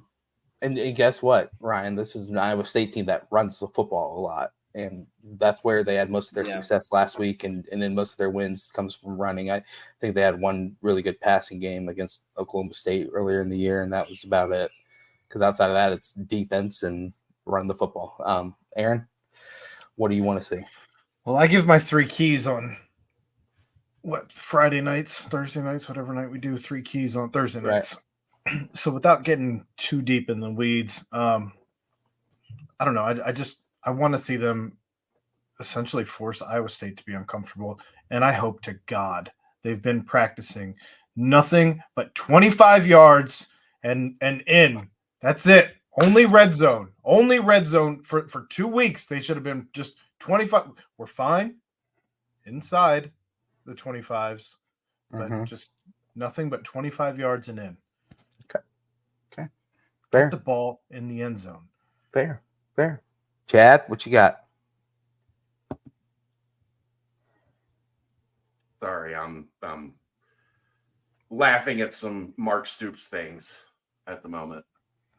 Mark Stoops. That we can talk about here in a second. Okay.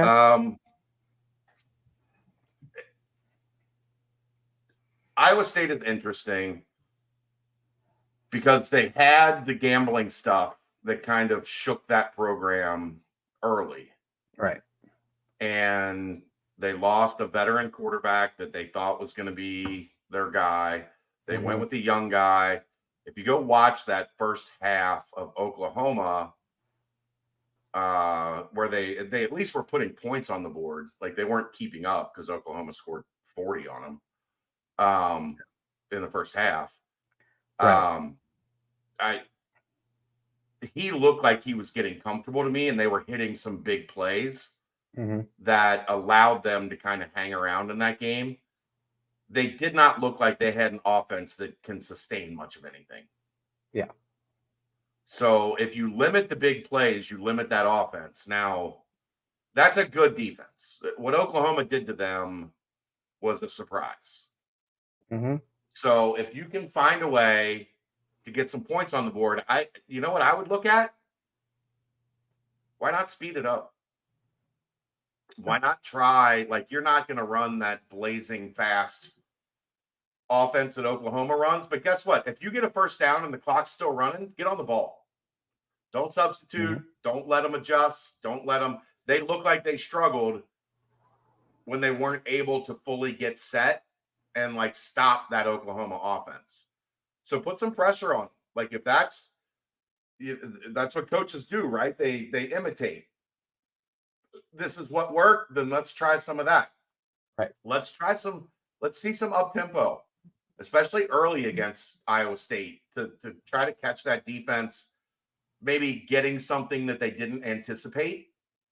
Because I think Oklahoma executed it perfectly against them, at least in that first half. In the second half, they kind of took their foot off the gas because Iowa State was not getting up above 40 points in that game, no matter what.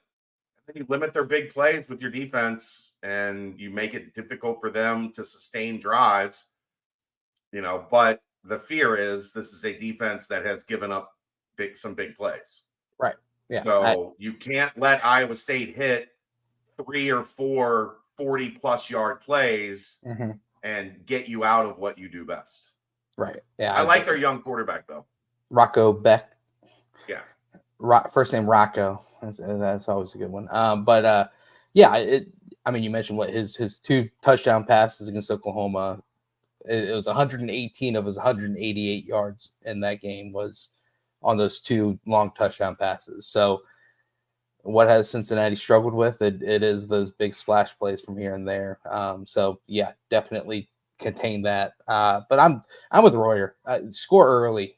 Get a splash play or 2 of your own.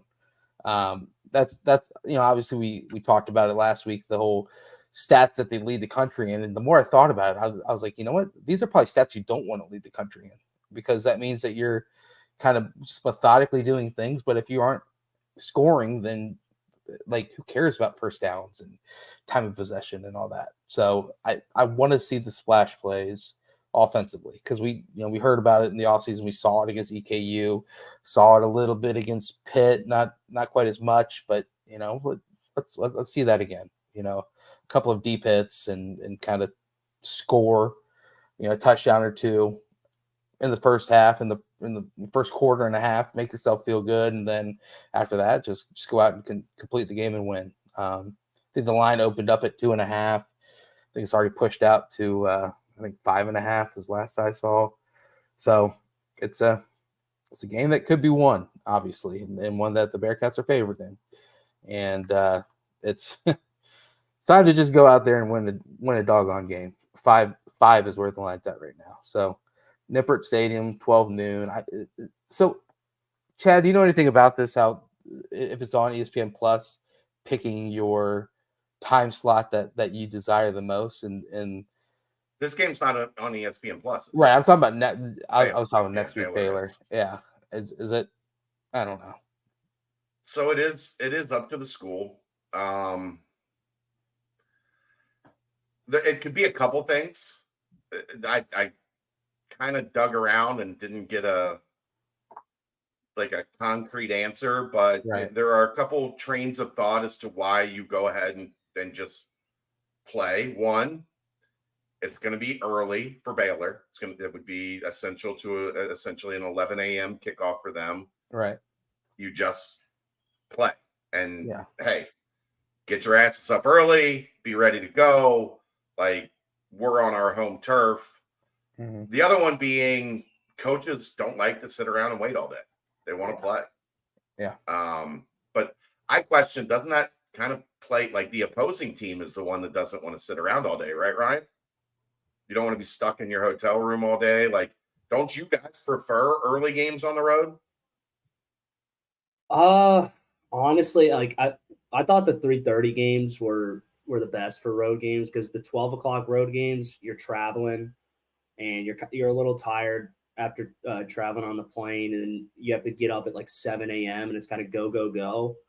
I always felt that 3:30 was kind of better, because sometimes, man, the boys needed a little Coach Fix scream session on those noon away games. So you do think there's something to playing at noon, like forcing your opponent to play early on the road? Yeah, I think it's not. I wouldn't call it an advantage at all if you're the road team. I wouldn't say like it's gonna like really impact the game, but it's definitely not assisting the road team. Gosh, yeah. Damn noon kick at Tulane your senior year. Damn noon kick at Navy your senior year. It's just like those were Those are prime examples of what I'm talking about. right. So that's a little insight into what might be behind it. Like, Right. Yeah. you know, if you're a coach, there's always gamesmanship. You're always trying to one up the other guy. I think that could be a little bit of what is at play here. Yeah. And like I said, like coaching staffs want to get them on the field and go. Like, yeah, because 7 o'clock, as fun as Nip at Night is, man, when you're waiting around, we have like 3.5 hours off on night game where we're just sitting up in the hotel room. Some guys nap. And, you know, sometimes you hit that late afternoon nap, and for an hour you're or two, too tired. Yeah. Yeah, it kind of messes you up a little bit. Or you ride around on scooters. Coach Vic loved the early games because he loved to just jump on us right away and be like, it's time to go play. Like, well, sure, something to that, but it's always better when you're the home team in that situation. Right. Like, yeah, you're still in a hotel, but like you're in your environment. You just bust over from the practice field. Like, you don't have to do it's. And then you just go to sleep. You wake up and take the bus 5 minutes. You know everything like the back of your hand. No surprises. Yeah, I agree. So if you're wondering, unfortunately, there's not a lot of fan consideration that comes into play there. Because guess what? Fans want 3:30 games or 7 o'clock games. Well, like they want to tailgate. Yes. They want to, at 3:30, I think is ideal for everybody, where, you can. You don't have to, it's not necessarily sleeping in, but you don't have to like set the alarm to go tailgate, right? Like, but that crowd for the Oklahoma game too, the staff probably was like, they'll come out at any time, but that was different circumstances, obviously. Yeah, but I'm just saying they're not getting the Oklahoma crowd for Baylor. I can assure you of that. No, but I mean, this history has shown that the crowd, at least in the last few years, have come out to 12 noon. Yeah.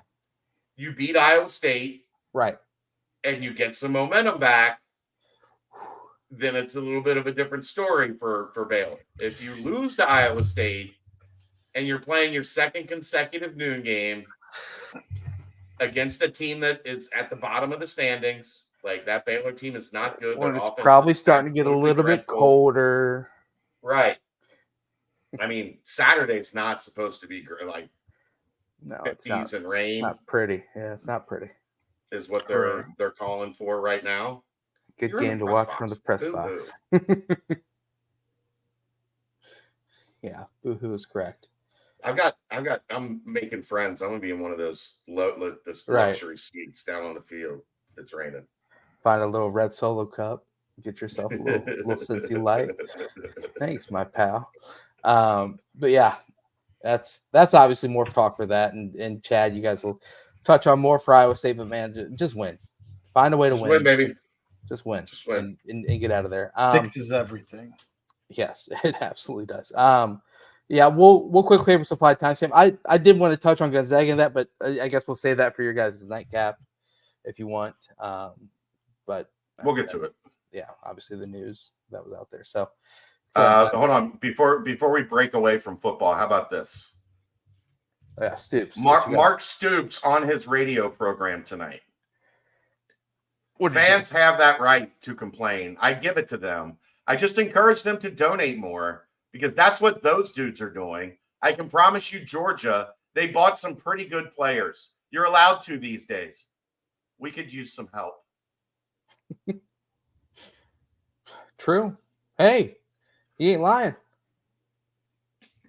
But they do buy players. It's like who was it? Buying players long before it was legal. Right. Who was it? They've been telling players they're going to give them a bunch of money long before it was legal. It's like what Mel Tucker. It's like what Mel Tucker said before he was fired. Obviously, it's like, hey, we need the boosters to give more money. Before he was, we're not going there. We aren't touching that part. But he did tell the boosters that they needed more money. He's touching it. He told the boosters they need more money, which is like crazy because Michigan State has a lot of money, and but they gave him $100 million. Mark Stoops is making $8.6 million a year, Right. groveling to your fan base because you can't afford to buy players. Ohio State did the same thing last year. I know. It's so funny watching. It's so funny watching.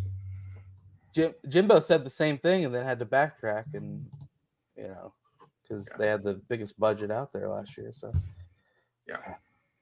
Quick Paper Supply. They provide mostly disposable restaurant supplies, products like to-go containers, cups, pizza boxes, to-go bags, can liners, napkins. They've been open since 2009 and are one of the largest minority-owned companies in the city.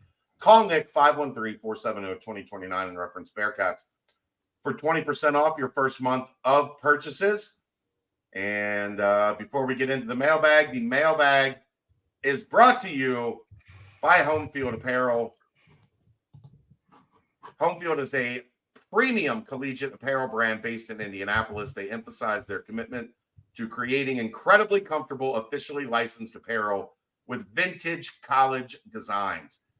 The growing collection, over 150 colleges, is there for you to choose from, including your favorite team, the Cincinnati Bearcats. What you do, you go to homefieldapparel.com, and if it's your first order, you enter BCJ23. That will get you 15% off of your order. It is the most comfortable college apparel that I own. I have a ton of it. That is from Under Armour, Nike, you name it. Home Field is the most comfortable. It's not particularly close. So go to homefieldapparel.com and they will get you taken care of. Use code BCJ23. Mailbag.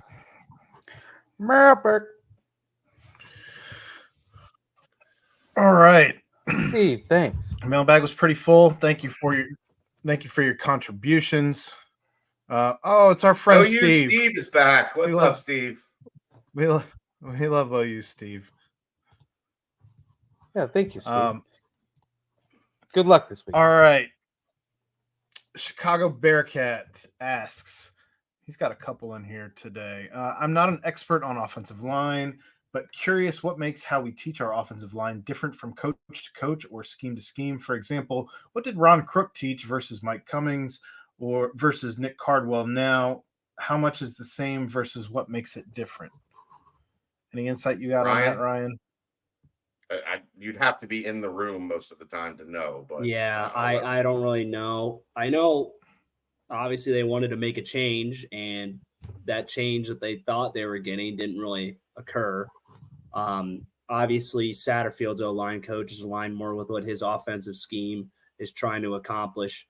But what appears to be prevalent throughout all coaches is, we're still kind of struggling. We're not really where we want to be.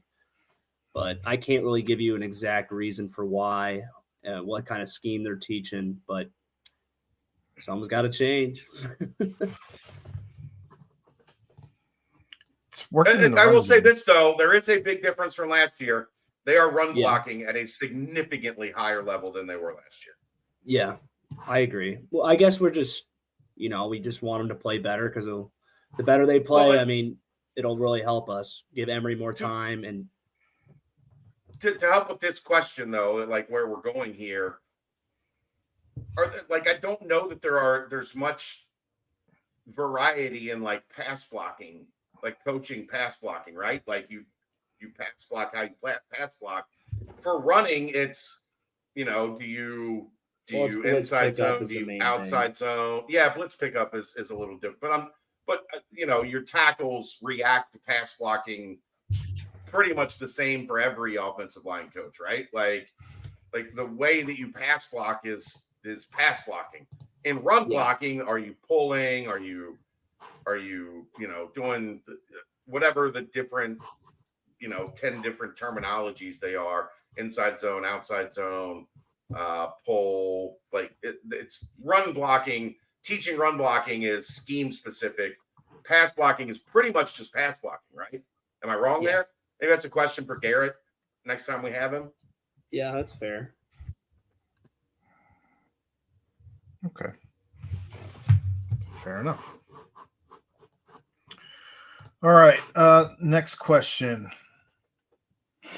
Thoughts on Dave Aranda and Baylor? Is his style not working anymore? I know he's a very unique, introverted coach, so curious what your Big 12 sources are saying about the situation there.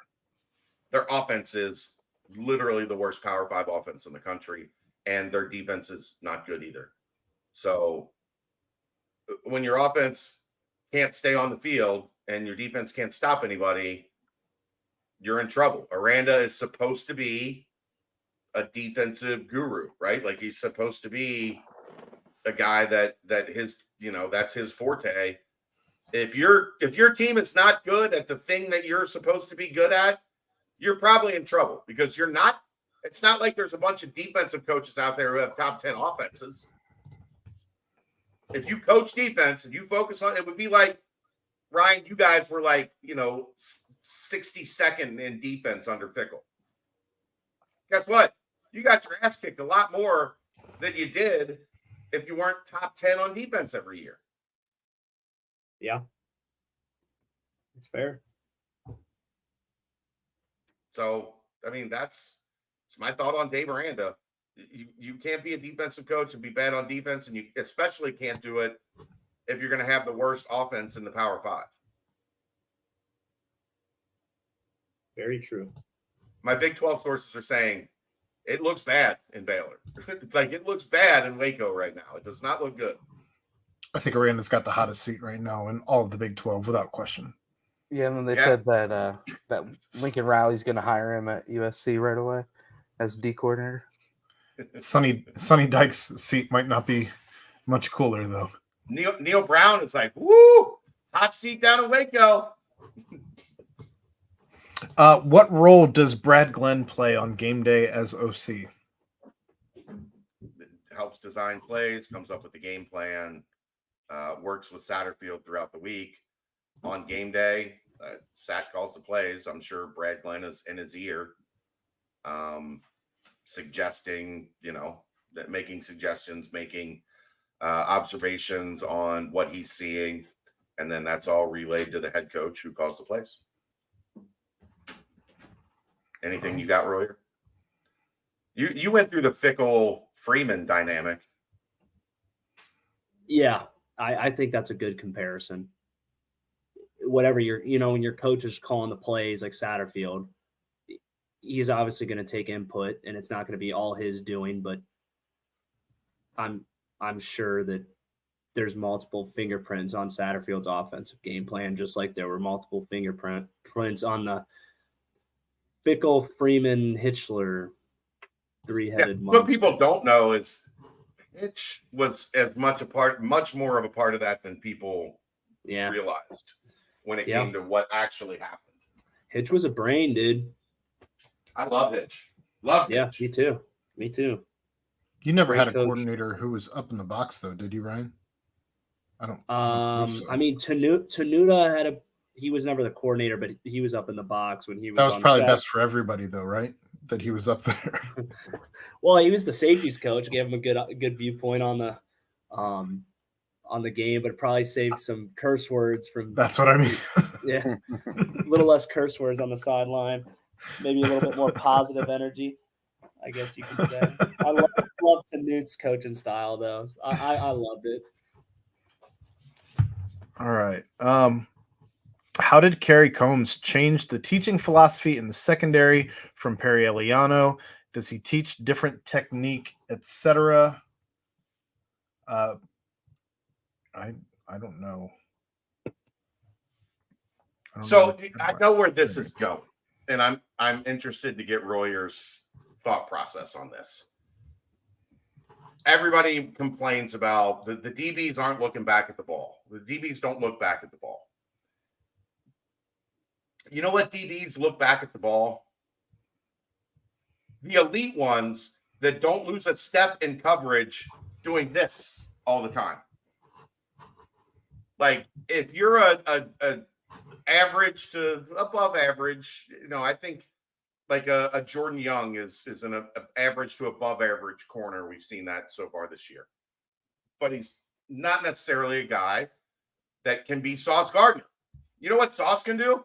Sauce can look at the ball the entire time because he's elite and he's not losing a step with that defender. So when you're dealing with replacement level talent at that position, you do not want them constantly with their head up in the air, because the receiver's going to pull away from them. The receiver knows where he's going, knows where the ball is supposed to go, and if your corner is constantly got his head around, he's going to get beat more often than not. When the head stays where it's like forward, you can make a play on the ball when the ball arrives. You're looking at the receiver's eyes. This is what they teach, right, Ryan? You're looking at the receiver's eyes. You're looking at the receiver's hands, and you are to anticipate when the ball is arriving based on that, and then you make a play. Getting your head around doesn't allow you to do that. Yeah. No, elite corners are the guys that you can just say, go play the ball, bro. Go be sauce. Yeah, and even a lot of those guys won't even play the ball for interceptions. These guys are going for pass breakups in man coverage. It's rare you see a man coverage pick, especially in press when you're on the back hip. But what you also hear is receivers are taught to put their hands up at the last possible second, and they don't want to they try to trick you with their hands or trick you with their eyes to kind of mess up your timing. But yeah, it's basically you wait for those hands to go up and you just want to rake that wrist down or go up through the push up and out through the ball. Just depending on what I never played corner in college, but whatever guys feel most comfortable with, that's what you're going to see them do. It's mainly a pass breakup technique. You're not going to be seeing a lot of picks. That's why you'll see our safeties make a lot more interceptions than our corners, especially with the more man. Yeah, they're facing down. They're facing towards the quarterback. And they're off man whenever they're man. There's not a lot of times our guys are pressed up. But like Sauce got all most of his, I think all of his picks were the one versus UCF was like an off man. He just jumped the route. Yeah. And then he got a lot of cover 2 picks where he would kind of like, play with the quarterback and wide receiver. Like if he was going to bite up and still, but how long he was able to kind of play forward and then get back deeper in his zone, like right as the quarterback went to throw, and just use his length to kind of jump up and go get those little in-betweeners that people try to beat cover 2 with. But not everyone's Sauce, man. He's one of the he'll go down as one of the best ever play. What people look at is see him get his head around on a deep ball. And they say, well, the cornerback coach must be teaching something different. No, that's just Sauce is a freak. And because of his length, he's allowed to get his head around because he can still get his hand up and make a play on the ball, even if the guy gets a little bit of separation on him. Yeah. Like, I think it's like, if you're not, unless you're dealing with a starting NFL corner, you're not teaching them to get their head around and like routinely to make plays on the ball. It's just a bad. It looks great, and it's something that fans like cling to because I've heard it for 15 years doing this job. Why don't we teach our corners to get their head around? Because they're not good enough to get their head around and just make a play on the ball every time the ball is in the air. The proper coaching technique is separate the defender from the ball when the ball arrives. Get your head around and do like Sauce and break the play up? Sure. If everybody could do it, that's how everybody would teach it. Amen. Having a bye week to reflect a little, are you more encouraged by the staff's ability to identify and recruit good players in a short time, or more discouraged by the team underperforming in 2 losses to teams you see seem to be better than? I'm sure we all feel both, but wondering which stands out to you more at this point. You guys can go ahead. I talked a lot the last 3 questions. I'm still encouraged by the team putting together a team as quickly as they did. That they've been in the games that they've been in while losing 40 players. Yeah. I think that's been the hardest part for me, is that they put together this good roster and there was so much hype, and especially the first 2 games, just how well they played and kind of played as like a team that you would have thought was put together way earlier on than they were.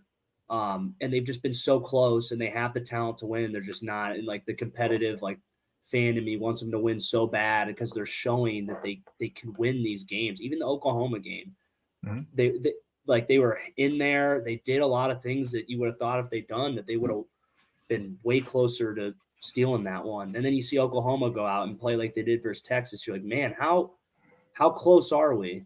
And that's why I just don't like making the excuse, because I think we're capable of winning. I think we have the coaches and the players to win, but I still think it is underperformance, and it's hard for me to really settle on acceptance towards it. So I really think we need to win these 2 in a row, really, really bad. Kind of get the ship turned. We can't drop. We can't split it. We're gonna be at home. We gotta go 2-0 here. I think that's games, man. Yeah, I think that's 100% the expectation. And if you don't believe that, then I think you're being too easy on the boys. Yeah. I mean, I am encouraged at the talent that's on the team. I think what they did in a short amount of time is awesome. But the fact that you also on defense brought back up a good amount of the studs that are on that side of the ball as well. So that was kind of already there for you to inherit. But offensively, you did have to kind of revamp the whole thing. But, it's just, John Brandon once said that water eventually finds its level. Offensively, it just has to. You can't have this many successful drives that end in field goals. And I guess at this point, maybe that's just a way the team is. But, you have that much yardage, that many plays, that many first downs. The touchdowns have to come eventually. You would think that's the case. So I think it's pinnacle to win the next 2. And then if you win 3 in a row, I think that would be a way to really kind of feel like, okay, yeah, I mean, this team is as good as I mean, Vegas loves the Cincinnati Bearcats. They were favored in 2 of the last 3 games, including on the road at BYU. And I mean, that's obviously based off a lot of analyticals and things like that. But man, if you can win the next 2, then yeah, I think we're back to feeling pretty good about the way the team looks. They're favored by 5 right now. Yeah. For Saturday, too. Opened up at 2.5, went up to 5. So, amen. Anything to add there, Chad, or moving on? Nope, moving on. You guys hit on what I had to say. I'm encouraged. Would you take winning any 2, say Iowa State and Baylor? You also have Oklahoma State in the next one. Of the next 3 games and be satisfied given circumstances, or do we have to win all 3 to get back that loving feeling? Understanding that 2 of 3 gets us back to 500, but still mediocre, and winning all 3 would have us dreaming again. Why? Why do we just touch on that a little bit? Well, I mean, you can't feel confident. Oklahoma State looks pretty good at home.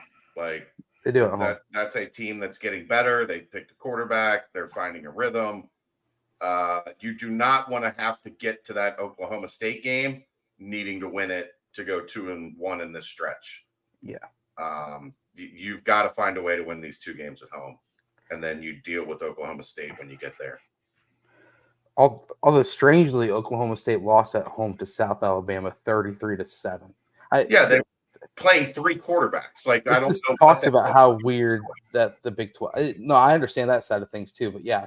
And then they turn around and beat Kansas State. I don't know. It is weird. It is weird. If you beat Iowa State, you become, especially at a noon kickoff, I think that you would be, unless there's a Friday game that I'm not thinking of, you'd be the first non-new Big 12 team to win against an old Big 12 team. And I think that that's something to actually hang your hat on. Sure. I agree. And also the however weird it is, ESPN Analytics has Cincinnati as a slight favorite. Yeah, I know it, which is just all weird, but as Cincinnati is a slight favorite at Oklahoma State. So I mean, take that for what it's worth. Houston will have the chance to beat West Virginia at home Friday night, Aaron. That ain't happening. Come on. West Virginia's good. Saying, West Virginia's good. just don't. Hey, nobody likes Dano when he's backed into a corner. That Man. is like he left West Virginia to go to Houston, and now Houston getting to host West Virginia. The Mountaineers are coming to town. The Red Bull Vodka Bowl. Give me West Virginia by 2 times. West Virginia was picked to finish last in the Big 12. All right. 2.5-point favorites for the Mountaineers there. How are we looking for 6 wins in a bowl game? Best thing about going bowling is the 3 weeks of extra practice for player development and coaches Which is a evaluation farce, by the way. That doesn't of happen. said players. Ryan, tell them about the 3 weeks of extra practice on a game that's not a New Year's Day game when you're playing like December 23rd and your season gets done on, December 2nd, and then everybody gets a week off or, 10 days off for the bowl game to be announced. Now the bowl game is announced on December 10th and you play in 12 days and you have 15 practices, 3 weeks of practice to squeeze in. It's not what a lot of people think it is.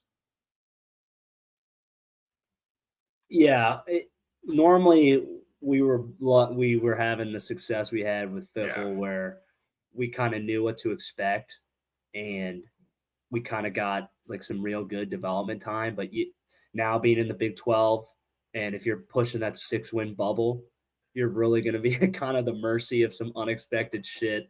And I don't know how Satterfield and his staff are going to attack it. I'm sure everyone has a similar mindset for it, where it's like an extra spring ball where you get to kind of push the young guys. You spend a week with the young guys. Yeah. And then you want to do like an extra half week of prep for your who's going to be playing in the game. But depending on how many weeks you have, you kind of want to get that 10-day prep for your opponent. And then everything outside of that is going to be spent on development and get the old guys out there get some reps in, but kind of bang around a little bit, but not too much. But then it's just full on, just the young guy gauntlet of hell. So, but it's all dependent on where we land and how Satterfield staff wants to go about it. Well, and also in today's age of college football, it sucks that it happens, but teams that aren't really playing for, not playing for something big, and it depends on the pulse and locker room and whatnot. I'm not saying that this is the case for Cincinnati at all, but you could have numerous big time players decide to sit out because they don't want to get hurt leading into the draft process and whatnot. So that's right. Another weird thing when it comes to going to a bowl that Cincinnati fans aren't really used to, one that's not one of the bigger ones. So we'll see. All right.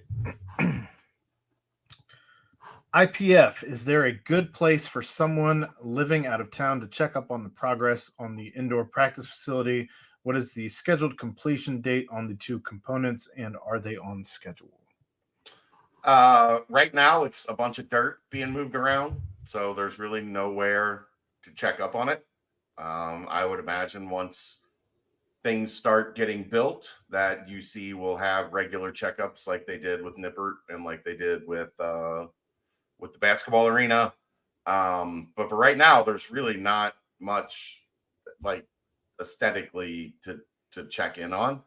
The indoor facility is supposed to be done prior to the start of next season, and then the performance center prior to the start of 2025. I've heard of no delays, but right now we're busy.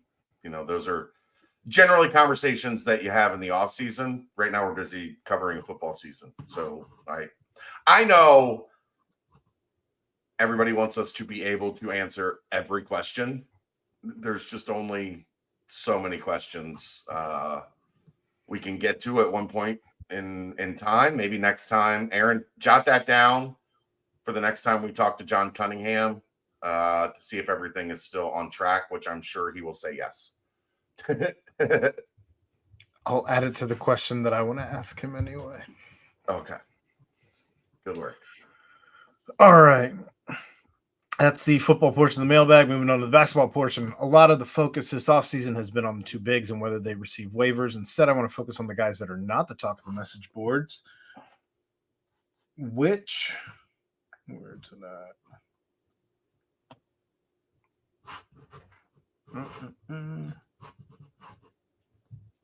One job, Aaron. One job. I have to go back. I can only fit 200 characters because people ask very long questions. I have to go back and forth. Which under the radar players are the key to this season? Is there a player that has a chance to be an all-league player that no one is talking about? No. We're not in the American anymore. Guys just aren't surprise all-league players. You're in the Big 12. That's not how this works. Everybody, all 16, 14, 16, 18 teams, whatever the hell this league's going to be, everybody has really good players at the top of their roster. There are not going to be guys that become all-league players by surprise. No. Get that out of your mind. That doesn't exist anymore. All right. What players have, Dan has a chance to take a jump. One of the point guards, if one of the point guards ends up being really good, that's going to be a pleasant surprise. We talked about John Newman. I think he can surprise some people because I think he's essentially been forgotten because he was out last year and people just kind of wrote him off. All league players, I don't think you're going to see any surprise all league players. Brent, do you disagree with me? No, I agree. Just don't think that happens in the Big 12. I mean, very often. I guess if you don't follow recruiting at all and you don't know that Seamus Lukosius transferred in or, something like that, then yes. But sure. No, there's not. I wonder how much of that was in response to Kelvin Sampson trying to say that the Temple transfer guard that came in, no one's talking about him and how good he is and all of that. I wish him luck. If he's going to be on one of the better teams, so maybe that gives you, potentially Houston should be one of the better teams. I guess if you're Houston's best player, but Bearcat fans have heard about Damian Dunn. But there's also 3 guys on that roster that are going to be better than Damian Dunn, I think. Yeah, probably. So, yeah. All right. At least 2. Yeah.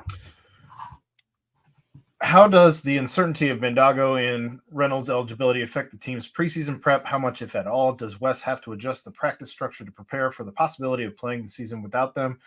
For example, is there such a thing as counting on them too much in preseason practice and then being unprepared to start the season if you don't have them?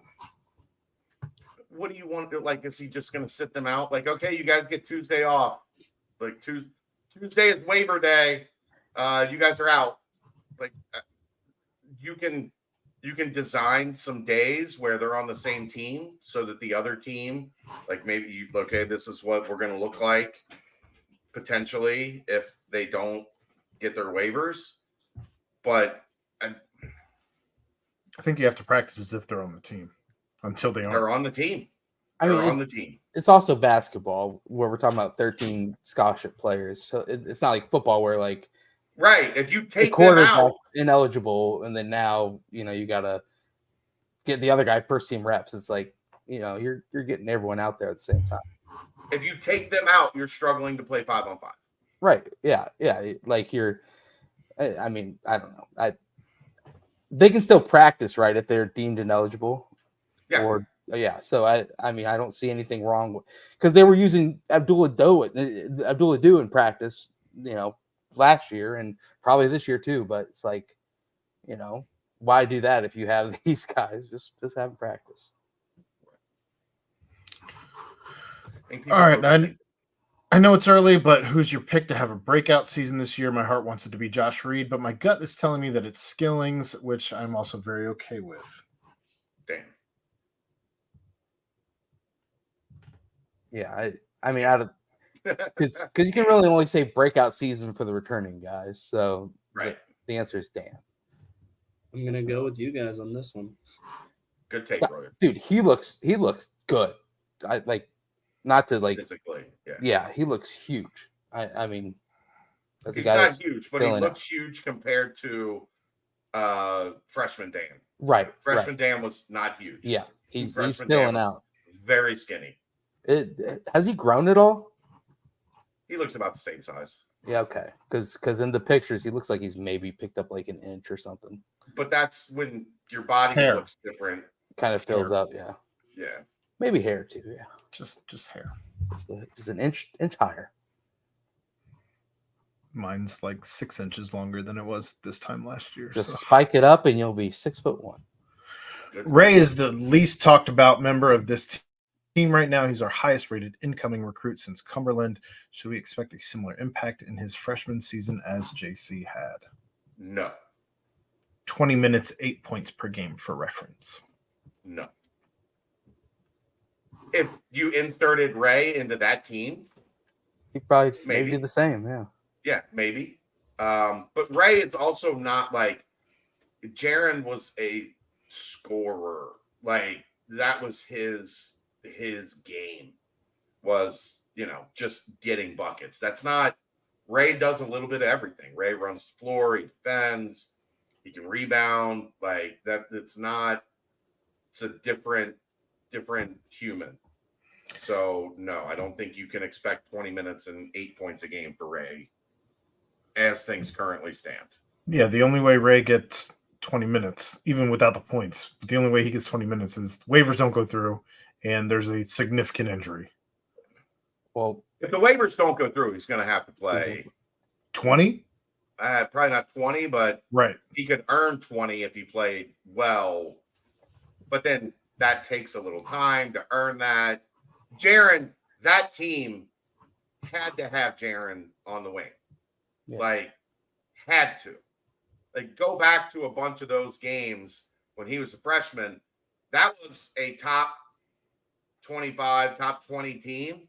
And Jaron was their best offensive player a lot of times by a considerable margin. And that's with Gary and Jake and yeah. like He won some games. I mean, he Right. won that Xavier game pretty much. But yeah, I think if you're not a 5-star, if you are a legit scorer, then it's that's different. that's a key to get you on the floor early. Yeah. So yeah, I think Ray has the length and other intangibles that had him ranked that high.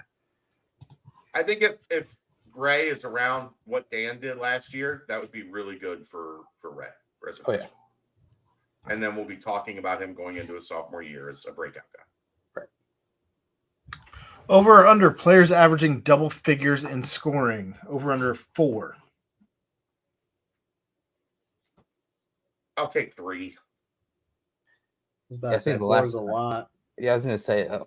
I think last year they had 4. Is what they finished the year at. Yeah, I'll take the under or the right at 4.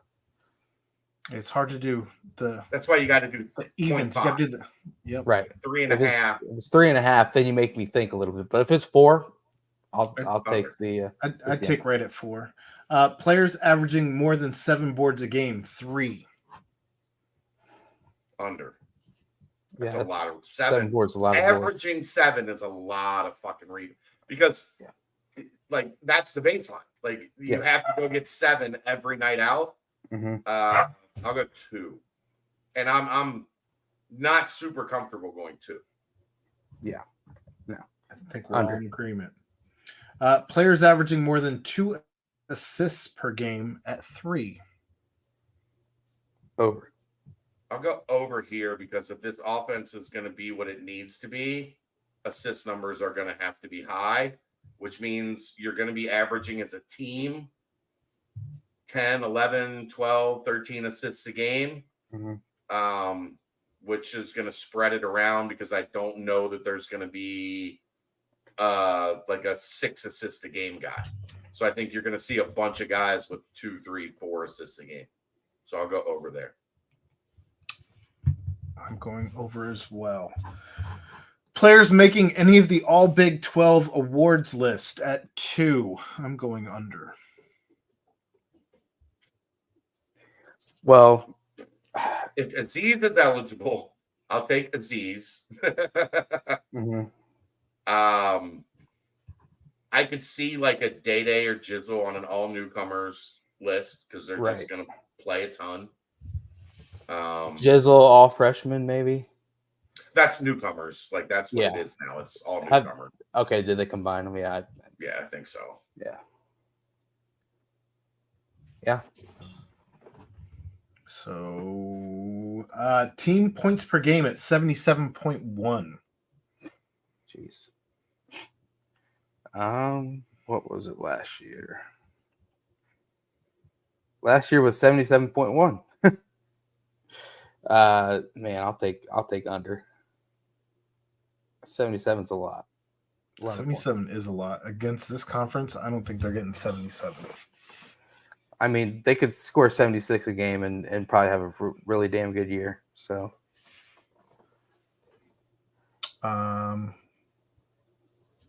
77-1, Chad?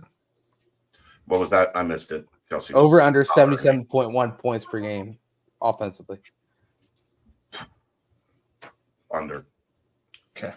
We're all in I agreement. think there's going to be a little bit of struggle early just to find a flow, which, and then some nights in the Big 12, the defenses are really freaking good. So, yeah. Team points per game allowed, 69.3. If the waivers pass, If the waivers Give me pass, I'm Aziz, going I'll under. take under. Yeah, I'll take Aziz, I'll take under. I'll take the under, especially because that non-conference will boost that up a lot. Yeah, there's going to be a lot of 56 if Aziz is playing on the non-conference. Red shirt count over under at 1.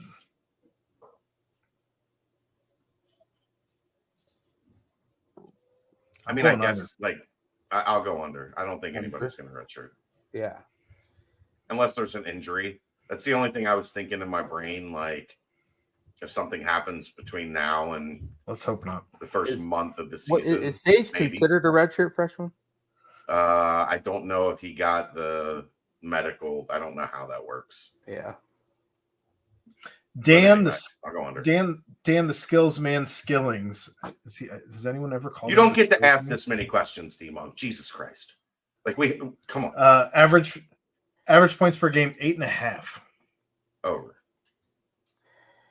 Yeah. I'll go 9. Over. And for 9 what it's point- worth, 9.2.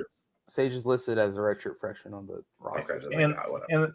And the last one, how many transfers will lead the team in scoring before to our first returner? 1. I don't know. Next, we're done with this. Jesus, let's go. I don't know what that question was. Yeah, Every I'm single done. one will have. You the- don't get to ask 27 questions in your mailbag.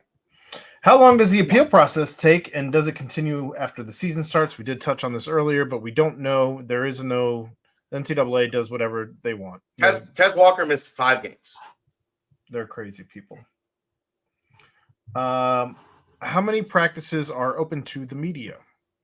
When I get an email that says practice is open to the media, I go to it. There's no. It's not like football. Number. Like Right. that's what I explained last week. It's not like higher ground where, 10 of the 15 practice, 12 practice, whatever. When it's like once a week, generally, sometimes twice. But when they say, "Hey, we're having a media availability and you can stay and watch practice," we go. Who will lead the team in slam dunks this season if the waivers pass? I think it's Aziz. Aziz Bendaga. Throw it. If the, wa- It'll go if, the dunk. wa- if the waivers don't pass, Vic or Odie? Vic. no. You don't Like, think? Probably Vic. He's just going to get more because he's at the rim. Who? I feel Who else? like Odie? he didn't dunk that much. So even last year, like He dunked a lot.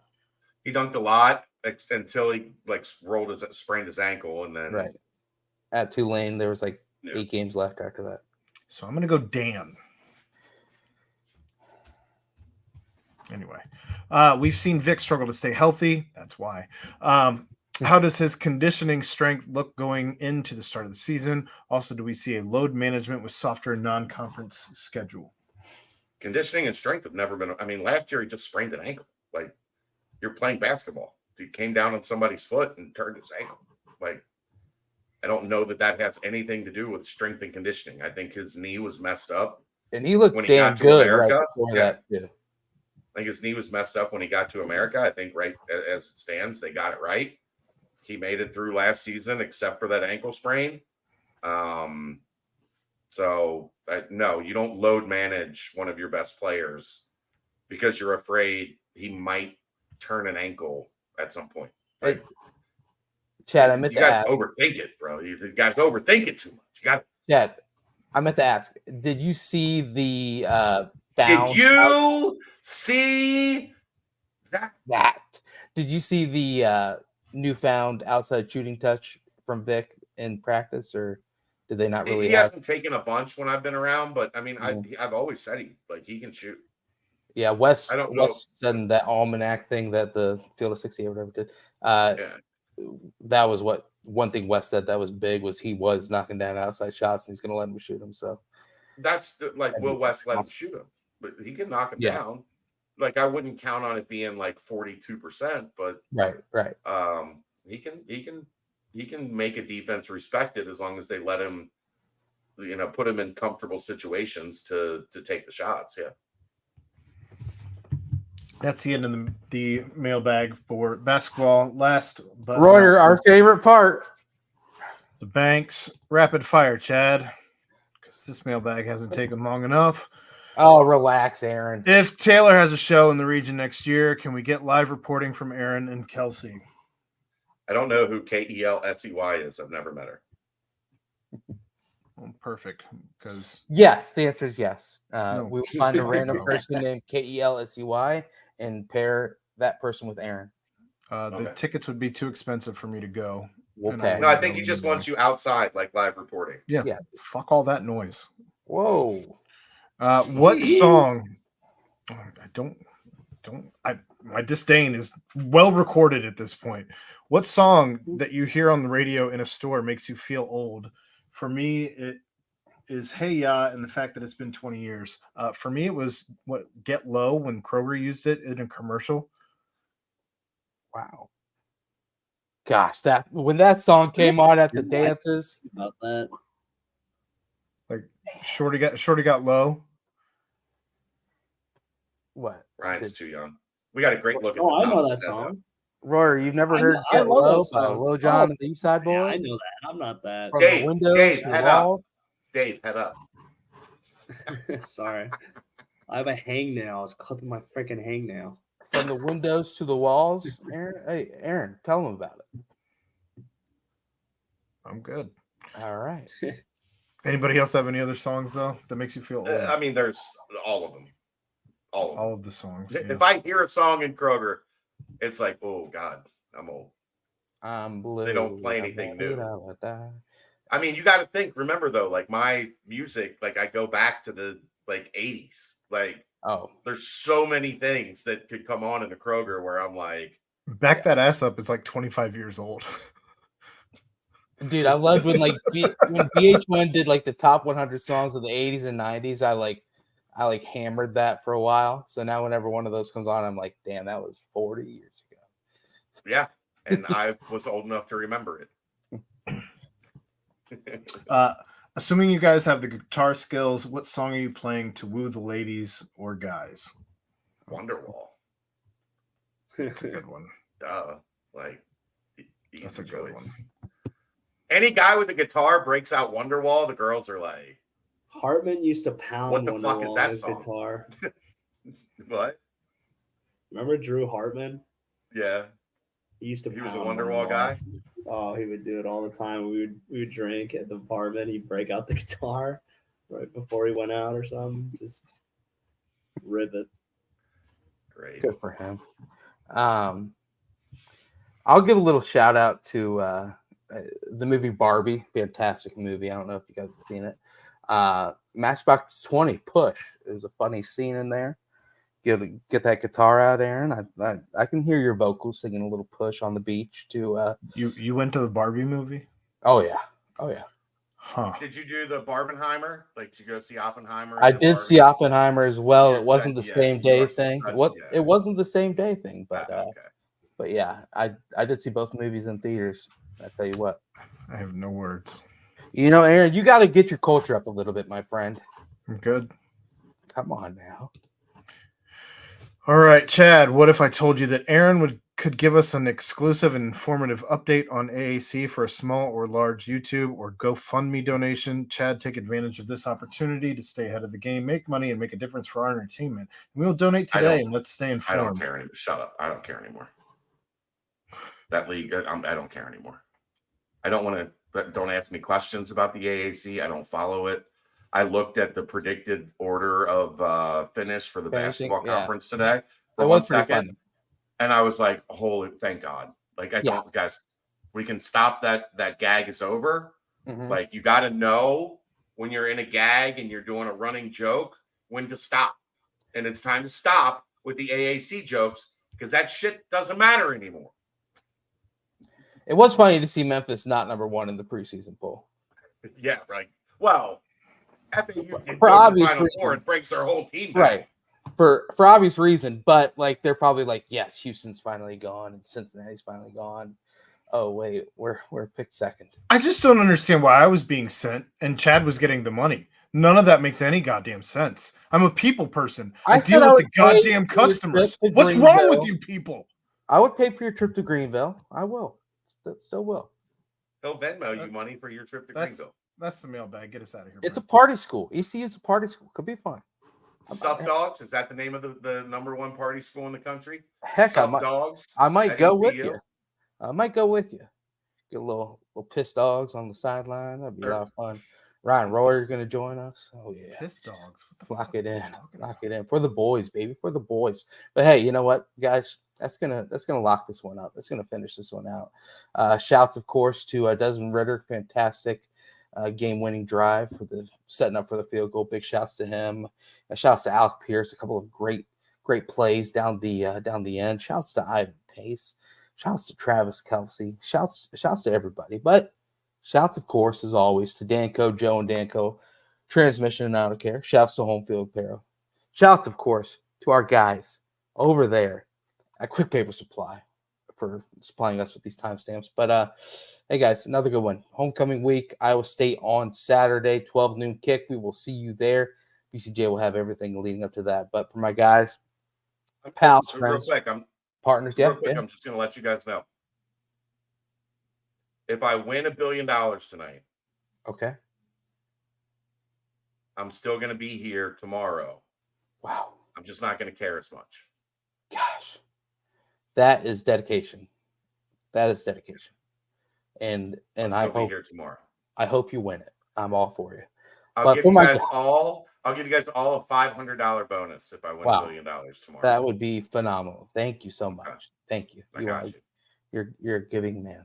But for my guys, pals, partners, Aaron Smith, future billionaire Chad Brendel, and Ryan Royer, I am Brent Young. You get another fantastic PvP presented by BearcatJournal.com. See ya.